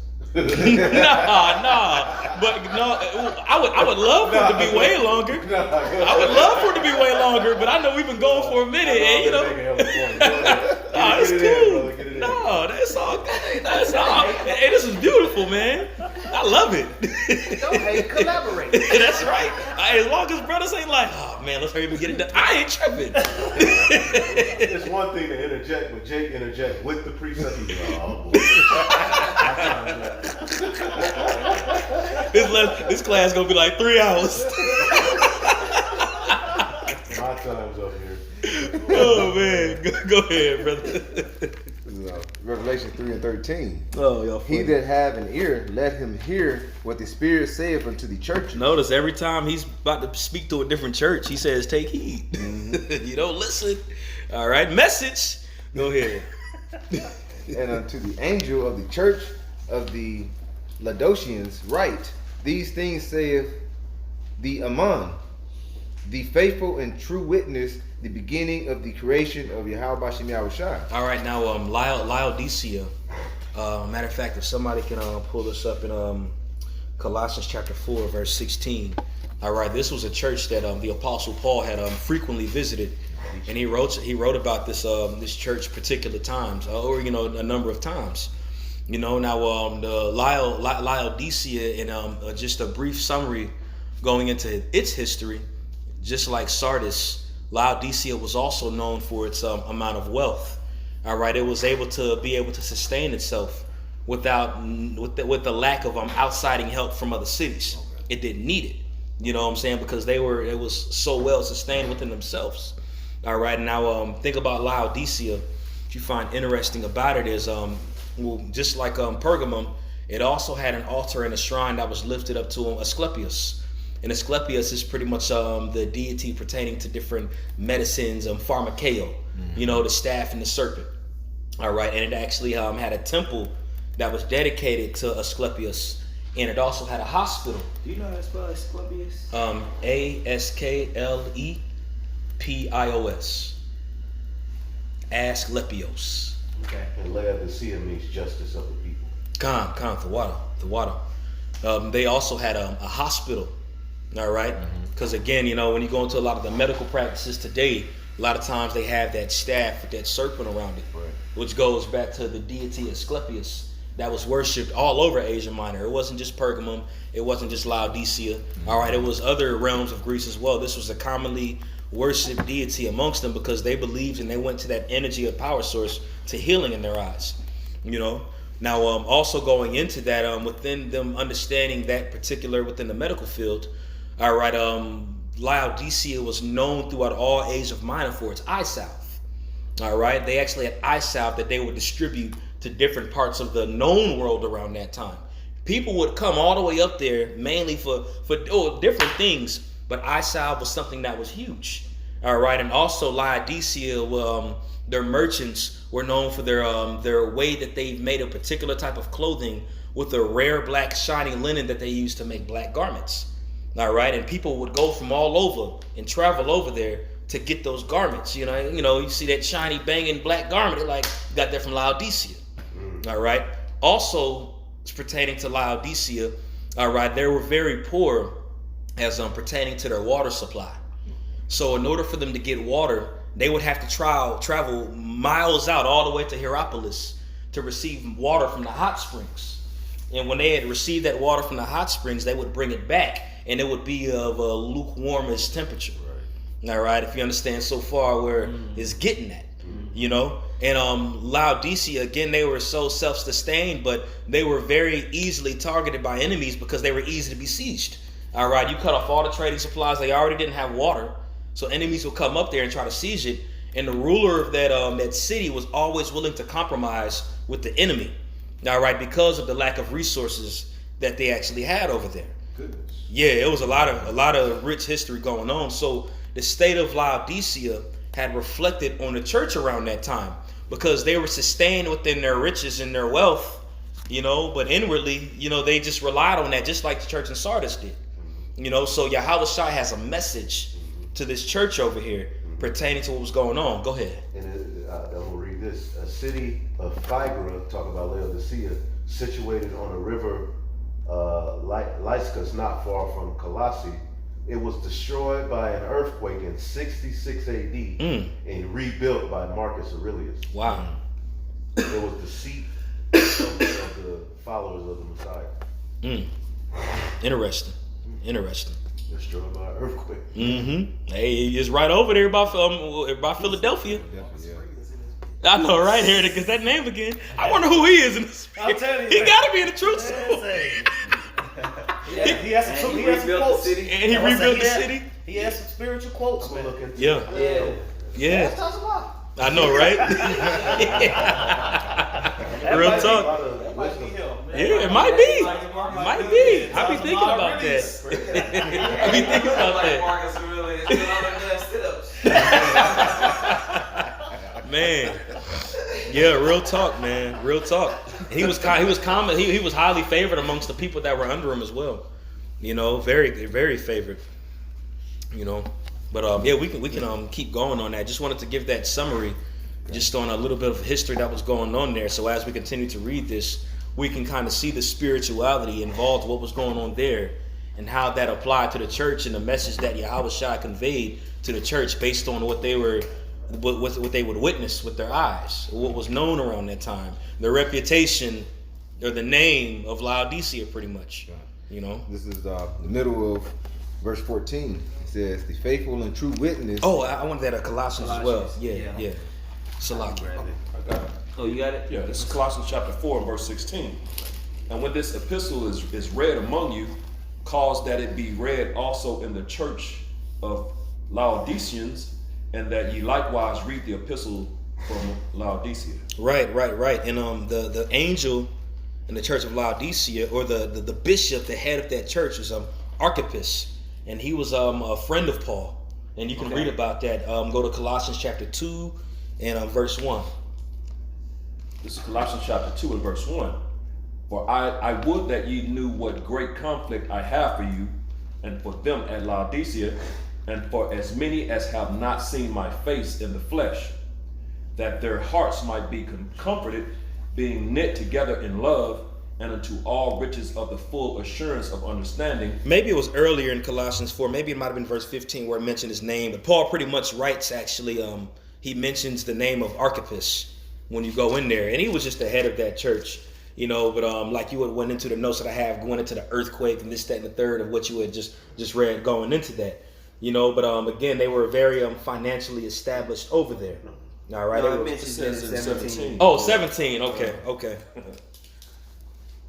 Oh, okay. Well, I mean, you know, that's pretty much it. You know what I mean? Okay. Yeah, this is Colossians 4 and 17. And say to Archippus, take heed to the ministry which thou hast received in the Lord, that thou fulfill it. All right. And he told Archippus to take heed to the ministry, man. All right. He take heed to the flock. Paul knew the state of the men that were over there. You know, he wrote those letters to them because he was a frequent visitor that was there. So he knew the state that they were in. All right. And hey, man, you know, being that leader, it's written to know the state of thy flocks in Proverbs, you know. But we can jump back to Revelation, the 3rd chapter. Okay, As Yahushua, you know, expressing himself on how he feels of the works of the body that's out there in Laodicea. Yeah, this is Revelations 3 and 15. I know thy works, that thou art neither cold nor hot. There we go. Neither cold nor hot. Just like that water that they would have to go miles to receive because that river was destroyed. You know, the water was lukewarm when it came over there. Go ahead. I would thou wert cold or hot. So then, because thou art lukewarm and neither cold nor hot, I will spew thee out of my mouth. And that word spew goes to the word vomit. All right. Now, when you go into a hot beverages like teas or coffee, all right, when you drink coffee, it gives you a jolt of energy or vitality, life. You know, when you're tired, drink some coffee. It'll bring you life. All right. And when you drink something cold like water on a hot summer day, you're what? You're refreshed. Right. You know, you ain't going in a hot summer day, you ain't going to reach the closest lukewarm water to you and drink it. And now if it's there, you're going to do it. But who wants to drink some lukewarm water on a hot day? Right. I don't, you know. But just go into it, you know, the drinks that are more benefiting to you on a hot day is cold water. And when you're sick and need healing, that hot water or that tea or that coffee is good for you. That lukewarm, I mean, you know, they'll tell you room temperature water is the best, but I don't drink the shit like that. Anyway, you know, but just going into the significance of those, they hold more significance and value than lukewarm beverage or lukewarm beer or whatever. You know what I'm saying? So Yahushua is using that as an example on how to be. He says, I would rather you cold or hot, because thou art lukewarm, I will spew thee out of my mouth.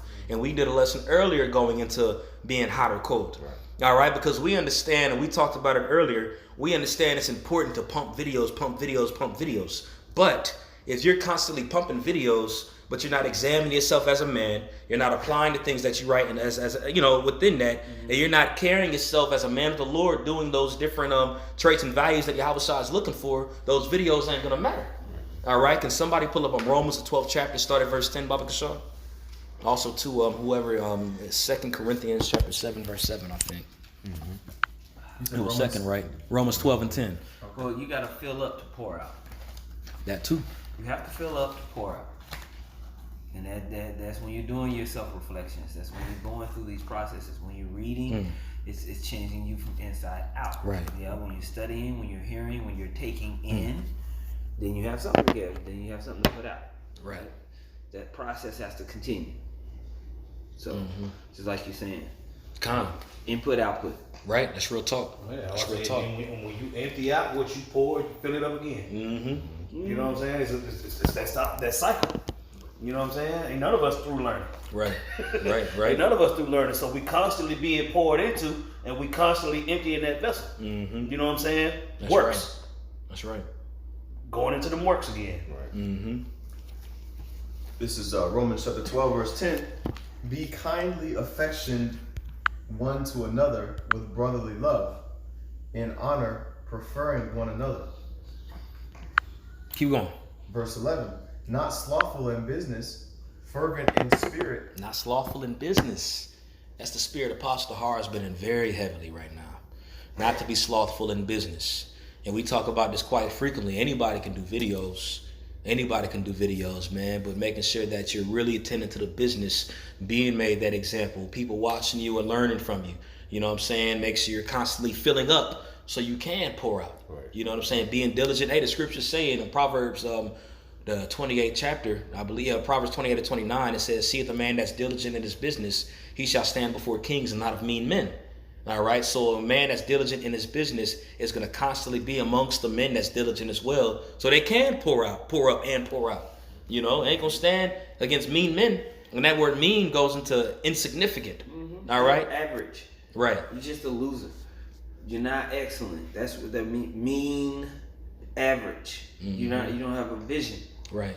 You know, you're just an amateur. Right. You're just here listening. You haven't taken it to the mindset of a profession. Right, You haven't gotten to confession mode. That's all profession means, is to consistently, persistently confess, basically. Come. You know. And That's so, right. You know, you get into your groove of things, man. You just gotta set it as a priority. That's all. But that's all. It's all spiritual. That's right. That's right. Go ahead, Anna. Continuing on, Romans 12 and 12. Rejoicing in hope. Oh wait, let me finish verse 11. Not slothful in business, fervent in spirit, serving Yahweh. All right. That being hot is being fervent in the spirit. Which lets you know this is a business. Exactly. Yep. Right? Because soon as Jake heard business, they think dollar size money. Read it again. Romans 12 and 11. Real talk. Not slothful in business. Not slothful in doing the work. James 5 and 16. Not slothful in doing the work. You know what I'm saying? This is a business. This is a house. This is you see what I'm saying? So when it comes to not being slothful, when it comes to doing the work, like you say, pumping lessons. But if you a nigga,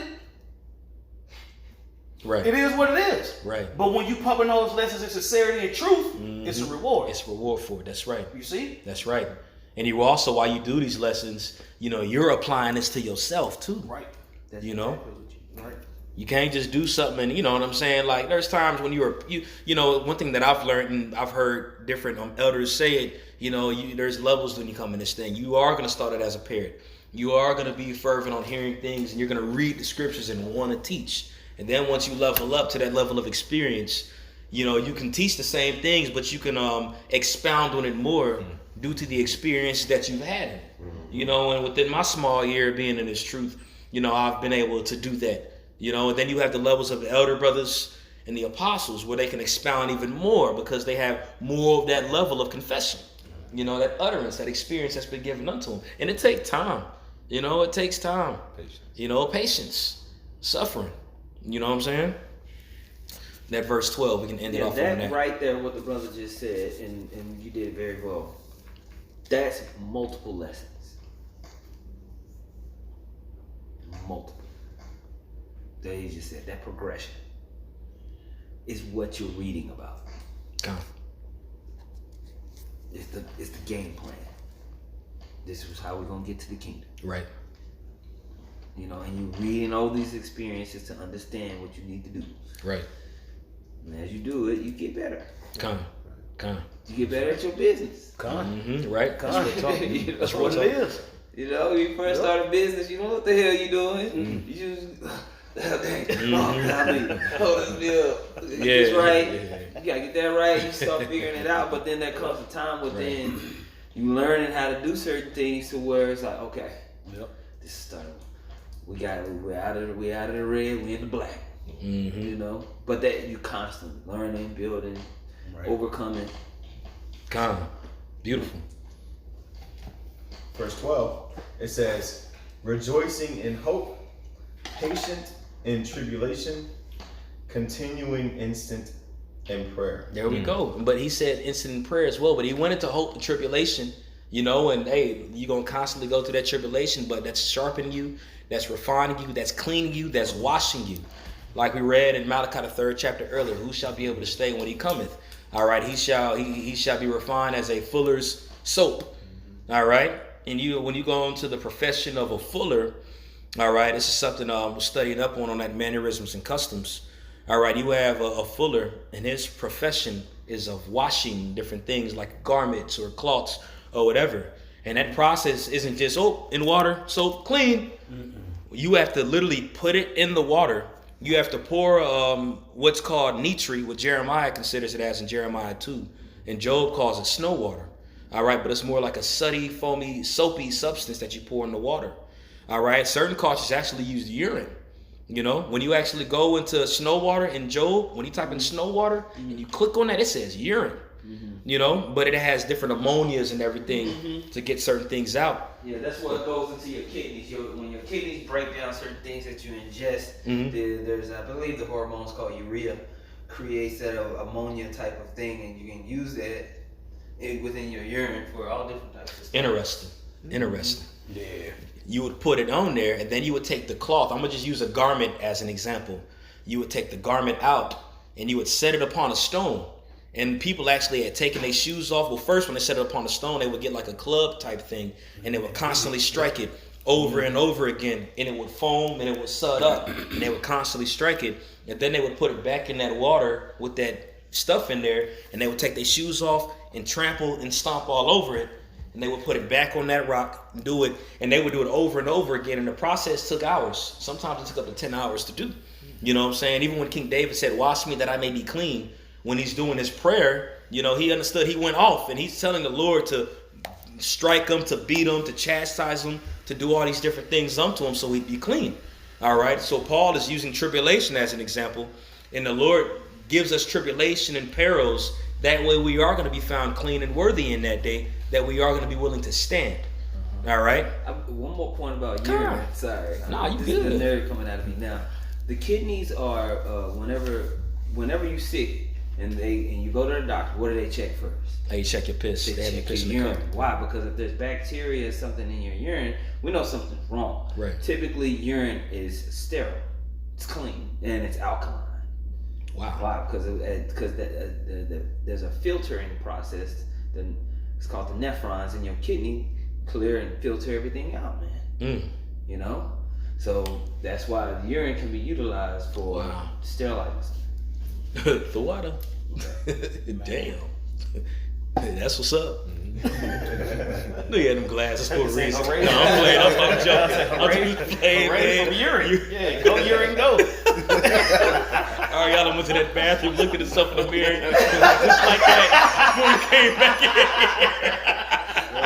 I took a piss. He said, I can use this. He's like, another point. Oh man, it's like, I'm just playing, man. That's it on that verse 12. But so now we've read different examples of pretty much that fervency. Right. All right, going into the ministry, going into helping one another out, like Paul had explained right there, doing your brotherly duties. All right, how it's not just about pumping the videos out, which is the confession is the important thing, but you also have to be fervent in other areas and other aspects to not be lukewarm as well. Right. You know? Your lessons. You said what? Live your lessons. Live your lessons. There you go. There you go. That's a title right there for a lesson. There you go, champ. Live your lessons. This is James chapter 5 and verse 16. This is another example of fervent. Confess your faults one to another and pray one for another, that you may be healed. The effectual fervent prayer of a righteous man availeth much. Another example of being hot within prayers. You know, a lot of times, you know, we might see brothers fluctuate in the spirit or lacking. It's because there's a lack of prayer that's being given out unto the Lord. You know, now we don't know exactly what this church in Laodicea was doing, but it is evident that they were lukewarm. All right. Certain brothers might not have been praying as much. Certain brothers might not have been giving as much. Hey, it talked about how they were a very wealthy city. So some of them might have been stingy when it came to money. You know, certain people might have needed help and they might not have handed it out. You know, really don't know. But we look at these examples and we examine it and we look at ourselves and make sure that we're not doing this. And if we do see these traits within us, we purge it out. That's right. Because Yahweh Shai says, I'm coming fast. And this is also a warning. And that's why before he's saying, if thou hast ears to hear, take heed. You know, so this is something that we all can take from, you know, as a whole unit of Great Millstone, the believers to follow, man. Right. These example of these 7 churches that Yahweh Shai is writing unto in Revelation 2 and 3. Very important that we look at this, man, because these 7 churches represent all of us, you know. And if we see that happen in those churches, obviously it's happening right now, especially if a lot of those brothers are here today in reincarnation, you know. Right. So that's it on that one there, fervent example of prayer. And then at 2 Corinthians 7 and 7, we didn't read that yet, right? Mm-hmm. Okay, let's get that, and then we can go on further, and Peter 4, and then we can continue and read through Revelation 3, and that's it. 1 Peter 4 and 8. Somebody can hold that, Baba Shaw. You can read that in Corinthians, Baba Shaw. Oh, you got? Okay. Oh, Salaki. 2 Corinthians 7 and 7, and not by his coming started only. 6. That's 6. As a matter of fact, 5. I think started 5 earlier when I was reading. This is 2 Corinthians chapter 7 and verse 5. For when we were come into Macedonia, our flesh had no rest, but we were troubled on every side. Troubled on the perils, you know, troubled on every side, man. Going through hell, tribulation, being washed. Go ahead. Without were fightings, within were fears. Mm-hmm. Nevertheless, the Most High that comforted those that are cast down, comforted us. Like Ari Naza always says, Salakia, trust, man. You know, that's the only way to be delivered is trusting in the Lord, man. Having fervent trust, you know. And there's different levels of trust. When they say much is given, much is required, the much trust you have, the more stuff you're going to go into. You always go into that. You know, the more you ask for something, the more it's going to be given unto you, man. There's a trial to get it. That's right. Mm-hmm. That's right. Trust, man. I'll read it again. Nevertheless, the Most High that comforted those that are cast down, comforted us by the coming of Titus, and not by his coming only, but by the consolation wherewith he was comforted in you. And that shows how important a brotherhood is as well, man. Because there's certain brothers that has a gift just to comfort other brothers, whether it's their spirit, their words, whatever the case is. You know, the scriptures goes into alms and charity. All right, and you know, we don't want to just always assume that charity has to do with just money. Now we understand that money is an aspect of charity, you know, and it helps when brothers might be down and out. But sometimes a brother just might need the words of wisdom from somebody. Counsel, you know, and if you hold back on that counsel, the Lord is looking at you and saying, "Hey, man, you know what you burying this talent for? I gave it to you." I say, because Lord ain't dealing with that. When you see a certain brother name pop up on your phone and you're like, oh, right. Lord ain't dealing with that shit, man. Right. Nope. Lord ain't dealing with that shit. That's an opportunity for him and you. Exactly. You know what I'm saying? Straight up. We just gotta recognize those things, man. Straight up. Because sometimes you don't feel like dealing. Right. But who gives the Lord don't care about how we feel. That's right. You know what I'm saying? That's right. Man. Your words, your time, and your money. Mm-hmm. God. Your words, your time, and your money. That's it. That's how you invest into a team. Your words, your time, and your money. Is this set as your priority? You know? Right. Is your words how you edifying, how you deal with the brothers, how you coming in and out within this truth? Is that invested within the ministry? Right. Your words, how you speak about your apostles and elders. Mm-hmm. You know, how you speak about the grace given unto you. Are you appreciative with your words? You know, your time, where are you at? Do you make it to camp? Do you go to do you try to make it to the classes? Are you doing your sit downs and your lessons? Are you putting forth the effort with your time? And your money, the resources, what you bring to the table, how you can keep the engine going. Right. You want it to keep going, don't you? Right. Hey, don't muzzle the ox. Yeah. Your words, your time, and your money. That's right. These are the different ways that you can keep yourself from being lukewarm. Yeah. Right. Straight up. Okay? You play into those things to the best of your ability, and you keep it in mind. You know? Yep. That's right. That's right. Beautiful, man. Yeah. You said reading that? Yeah, that's a little more. Let me finishing it out in verse 7.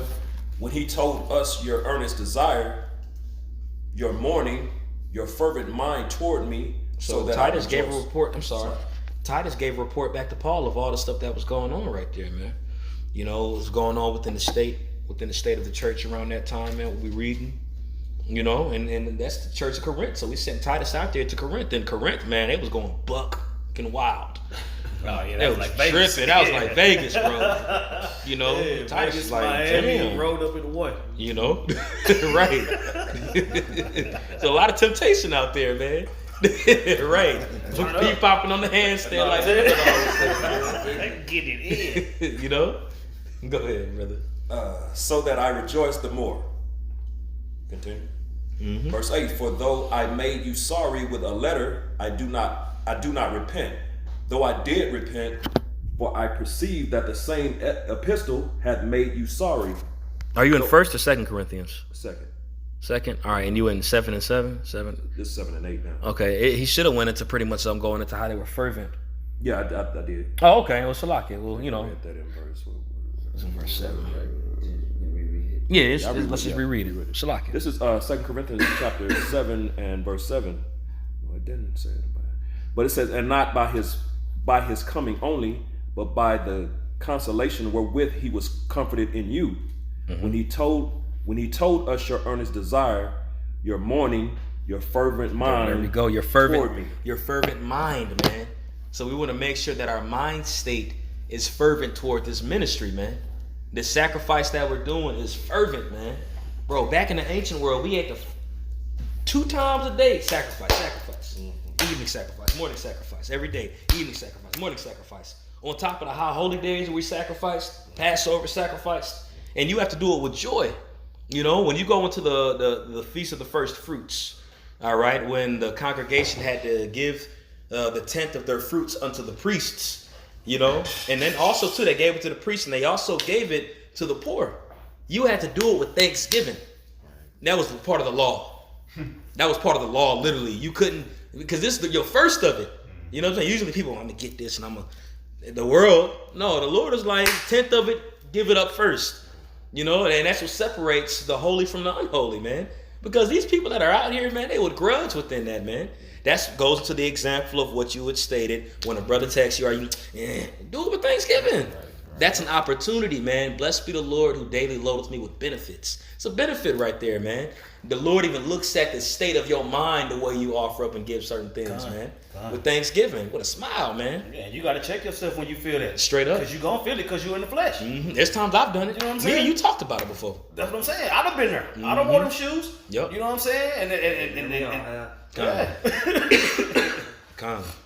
Yeah, man. So, you know, that's just another example of that fervent, man. You know what I'm saying? Having that fervent mind state. Right. You know, and having that fervent mind state, that fervent faith, you're going to do all those different things, especially if you reflect on it and examine yourself. Because the fear of the Lord, we fear the Lord, and we don't want to get destroyed. Yep. And within this class, that's the first lesson we started off with before everybody got here. The fear of the Lord is his treasure. You know, when you read these letters to these churches, that should put more of the fear of the Heavenly Father within you. Because these are the 7 churches. You know, these were the 7 units of bodies that was distributing the word unto the world. I say, which you know that the Lord and the angels is watching. That's right. How would they get that report? Right. The Lord saw them doing that. The Lord see us doing our bullshit. Right. But he also sees our fervence. That's so right. if your fervence don't outweigh your bullshit. That's right. That's right. You know what I'm saying? And that's pressing towards the mark. That's right. For your righteousness to outweigh your wickedness. That's right. When you surrounded by it. You ain't surrounded by righteousness all the time. Right. Not until you get with the Akim. These churches were surrounded by wickedness like a motherfucker. You know what I'm saying? And when you're surrounded by wickedness, it's easy to fall into it. But to be able to stand fast and be like, nah, that fear of the Heavenly Father being his treasure. That's right. That's what I'm saying. So that's right. If you can't tie these things together, spiritually, it's gonna be a rough fucking walk, bro. That's right. You know what I'm saying? You probably gonna fall short. You know what I'm saying? Because the instructions are there. That's right. The examples are there. That's right. What you do with this information is what you do with the information. Right. Beautiful.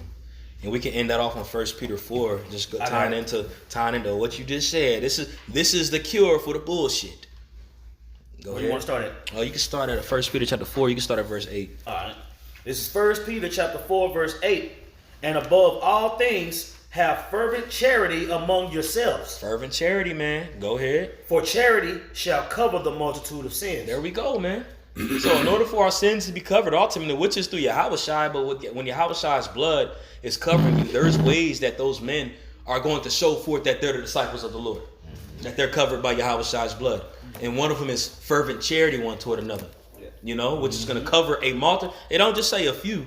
You know, the scriptures talk about the sins, our sins surpass the hairs on our head. Multitude is a lot. A lot, man. And a charitable act will do that, man. That's how you hasten the day. That's right. Do those different channels. That's how you hasten the day, man. Straight up, man. You know, that was it on that. You know, I mean, of course, there's a lot more, but we can just, you know, that's for another lesson for another day. I'm not scooped it. But we can go on and just read through. We can read through Revelation. Revelations 3 verse 17. Can you pour me up? It says, because thou sayest, I am rich and increase with goods and have need of nothing, and knoweth not that thou art rich and miserable and poor and blind and naked. So the church in their minds was like, I'm rich. When it's clearly written, blessed is he that's poor in the spirit. Yeah. You know, but Yahushua saw them, and they might not have outwardly said they rich. But you remember, you went into the things that you're surrounded by. It's easy to get involved and persuaded in that bullshit. They were surrounded by riches. Laodicea was a very rich, a very wealthy city. Right. You know, so the state of what was going on in Laodicea was a reflection on what was going on within that church. So Yahushua said, because thou art rich, y'all are really rich. Go ahead. Verse 18. I counsel thee to buy of me gold tried in the fire, that thou mayest be rich, and white raiment. White raiment. Why did you say that white raiment? Because Laodicea was known for black raiment. Their merchants would sell hella black raiment, black garments, black this. And it looked nice on the outside, but Yahushua said, I ain't worried about that black. You need the white raiment right here. You know, it was probably brothers that wore it because it was, you know, that ain't nothing different than, you know, Levi's or whatever the case is, whoever's heavily pushing it, you know. That's the fashion. That was the fashion around the time. You know, it ain't like they was wicked for wearing the black raiment. But Yahushua was like, look, man, you need to get this white raiment right here, and this is how you do it. Go ahead. That thou mayest be clothed, and that the shame of thy nakedness do not appear. You called them naked, man. They was pee-popping on the handstand over there. Ass out, man. Ass out. They was naked. You know? A lot of idols that was over there. It was a lot of stuff, man. You know? Easy to succumb to that, especially if you ain't fervent in the spirit. If you lukewarm, you know, you got somebody that's lukewarm. They got the world presented in front of them. It's like, oh, snap. You know what I'm saying? Right. That's why it's important to stay locked in the spirit. You know? And anoint thine eyes with eye salve. There's that eye salve. He used the eye salve to convey a spiritual message unto him, man. Because eye salve prevents blindness and it cures bad eyesight, salakia. You know, that's why earlier when you read it, it says they were blind. You know what I'm saying? He says they were blind, but he says anoint yourself with eye salve. Mm-hmm. All right, and that eye salve is spiritual, man. Tapping into the source. Right. All right, and we went into numerous examples on what to be fervent in. So you do anoint yourself with eye salve so you can see more, and so that utterance will be given unto you. You know? Come on. In the International Standard Bible Bible Encyclopedia, eye salve, a Purigan powder mentioned by Galen for which the medical school of Laodicea seems to have been famous. Yep. But the figurative reference is to the restoring of spiritual vision. Mm-hmm. That's right. That's right. Yahushua said, blessed be your eyes that see. You know? And we want to make sure that, you know, first and foremost, we want to make sure that we pick all the BS out of our own eyes so we can see clear when we make certain judgments in this opportunity we've been given to rule the planet Earth in righteousness under Yahushua. Mm-hmm. All right? Was there more on that? That's crazy how they took things from their times, added it to the truth. Ain't that crazy? Like Yatazak said, catching hell like Jerry Rice. If that was written thousands of years later, man, bruh, they would have to go into Jerry Rice called hella ball. Yeah, right. That's real talk. That's real talk. Hey, well, while he's getting that, because we brought it up earlier, we might as well bring it out again. 1 Corinthians chapter 3, verse 1. You said 2 Corinthians 3 and 1? 1 Corinthians 3 and 1. I got that. This is 1 Corinthians Quick chapter draw, 3 bro. and verse 1. And I, brethren, could not speak unto you as unto spiritual, but as unto carnal. There you go, man. So that's those carnal examples that was conveyed to them because they could relate to it. They could relate to it, and you tell them that spiritually, and that's when you're like, oh, that's what they mean. That's why Yahweh spoke in parables, man. When you read the parables about Yahweh, it was always a carnal example that was displayed in front of him. Paul doubled up on it. Yep, that's right. That's right, straight up. Paul went in on that. He always, the race, the fight, Yep. all of that, man. And that's the same. And it trickled all the way down to younger brothers like us. Mm-hmm. You know what I'm saying? Because what when you bring out the scriptures, you have to put it in layman's terms. Mm-hmm. You know what I'm saying? You have to put it to where a child can understand it. Right. You have to put it. At the end of the day, if you're born again, you're a child anyway. That's right. Straight so up. it has to be presented for a child to be able to understand. That's right. You know what I'm saying? And that's the way it was broken down to us. That's right. You know, and the more experience you receive, and the more tribulations or trials or whatever you go through your life, you can apply those scriptures to your life to build a brother up. It's in the process of building yourself up. That's what I'm saying. It ain't never just one thing happening. It's a series of moving parts. That's right. You know what I'm saying? From the top to the bottom, everybody's got to be on that one accord. And these churches being corrected by Yahweh Shai himself, you see, these are the instructions. That's right. Either you with it or you ain't. Mm-hmm. You know? Beautiful. So there you go. Man. Just the last point I'll make, I went down to the vines. The vines had a little something different, but pretty much the same. It actually broke down to where I salve caloria, a coarse bread roll. You said a coarse bread roll? A coarse bread roll. Interesting. Right? Interesting, right? It says, hence an eye salve shaped like a roll. Revelations 3:18 of the true knowledge of one's condition and the claims of Hamashiach. Self-condition. Right? To actually understand where you at within that. Right. You know. Right. Then it says the word doubtless is an allusion to the Perigan powder used by Oculus in the famous medical school at Laodicea. That's all it says, man. So basically, it's understanding where you are spiritually. So, good info though. Straight up. And we can go on and end it off on these next, This is Revelation 3 verse 19. As many as I love, I rebuke and chasten. Just like what you just said, Yadazar. You pretty much said that. You know, hey, Yahweh Shai's gonna. When you look at these different churches, man, Yahweh Shai didn't have to tell them this, but it was because of love. He always intervened out of necessity for us. Mm-hmm. Always. Right. Straight up. Always. You know what I'm saying? So the least we can do. Right. Right? Right. Straight up. Be zealous, therefore, and repent. That's the word. Remember when I spoke earlier, I was like, there's a word for it. Yeah. That's the word. When you go into that word zeal in the Greek means to be hot. Okay. That's what that means we was talking about earlier. Or to be fervent. Mm-hmm. All right? So when he says, I'd rather you hot nor cold, he's saying he'd rather you zealous or dead. You know? Cold is synonymous for death. Hot is synonymous for life. And zealous. You know, he'd rather you be zealous, man. That's why he's saying, be ye zealous. You know? Right. Go ahead. Verse 20. Behold, I stand at the door and knock.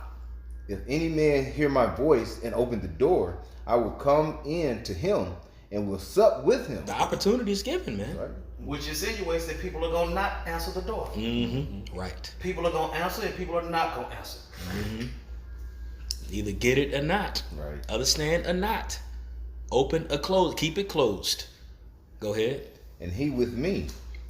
To him that overcometh will I grant to sit with me in my throne, even as I also overcame and am set down with my Father in his throne. Now, why wouldn't you open the door? Right. Why wouldn't you open the door? It's not up to you. You know what I'm saying? It's given to you. Right. That's what I'm saying. Some people don't get it, some people ain't. That's right. Like, that's what I'm saying. Here it is, a Heavenly Father handing you, he's offering you the keys to the kingdom. Mm-hmm. And you're like, nah, I'm good. Right. Tripping. Through. That had to have been written. Right. Real talk, man.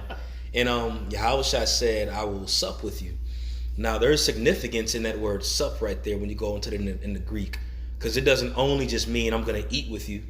You know, when you go into that word sup, that literally means for a ruler of somebody of high ranking coming up into your city and literally sitting amongst many, all right, and having a banquet. And while that banquet is happening, he's communicating and pouring into them. That's what that means when you actually go into that in the Greek, So Yahushua is speaking to a congregation right here, saying, if you open the door, I will sup with you, with him representing that leader and pouring into all of us, all right, breaking bread with this, man. All right, Priest Jarrell and myself did a lesson a few weeks ago going into the significance of eating and how that signifies a covenant, And when Yahushua was risen from the dead, he had visited certain men and broke bread with them, like Cleophas and his brother, like the disciples. All right, notice when he went with them, they broke bread, literally, And when Yahushua broke bread with Cleophas and they had eaten the bread, it's written that that's when their eyes were open and they understood that was Yahushua, and he dematerialized, man. All right, he ate that bread and their eyes were literally opened at that moment. And that's very important because that's what we're doing. And the priest Micah Allah, which he was here, he brought up some beautiful facts going into showbread and how showbread literally goes into the face of God, because when they had ate that bread, their eyes was open and they literally bore witness to Yahushua, man. It's important that we eat this bread, man, because this is literally us building that relationship up with the Most High, us getting to know him, man. We're literally witnessing him face to face when we read these scriptures. For lo, I come in the volume of the book, it is written of me. He said, I spoke face to face with Moses. That's right. That's right. And even in Deuteronomy 5, he did it to the congregation when he had came down. They didn't see him face to face, but they bore witness to his power and his glory. And we having a taste of it right now within these scriptures, which ain't nobody else has that. The secret manna, the hidden manna. That's right. That's right. So I believe that's it on that, right? Last verse. Okay. Verse 22. He that have an ear, let him hear what the Spirit saith unto the churches. Take heed. That's it. Gonna end it off on that, man. Does anybody have any closing statements? Gone. Hey, Lord, within that class was edifying. It was a little long, So, hey, end of the day, it was the Spirit. But I want to give all praise, honor, and glory to Yahweh, Ba'ashem, Yahushai, Ba'ashem, Rakakadash. Double honors to our apostles and elders of Great Millstone. Peace and blessings and much salutation to you, elect Akim, across the four winds of this earth, kicking this word of sincerity and in truth. Shalom. Shalom.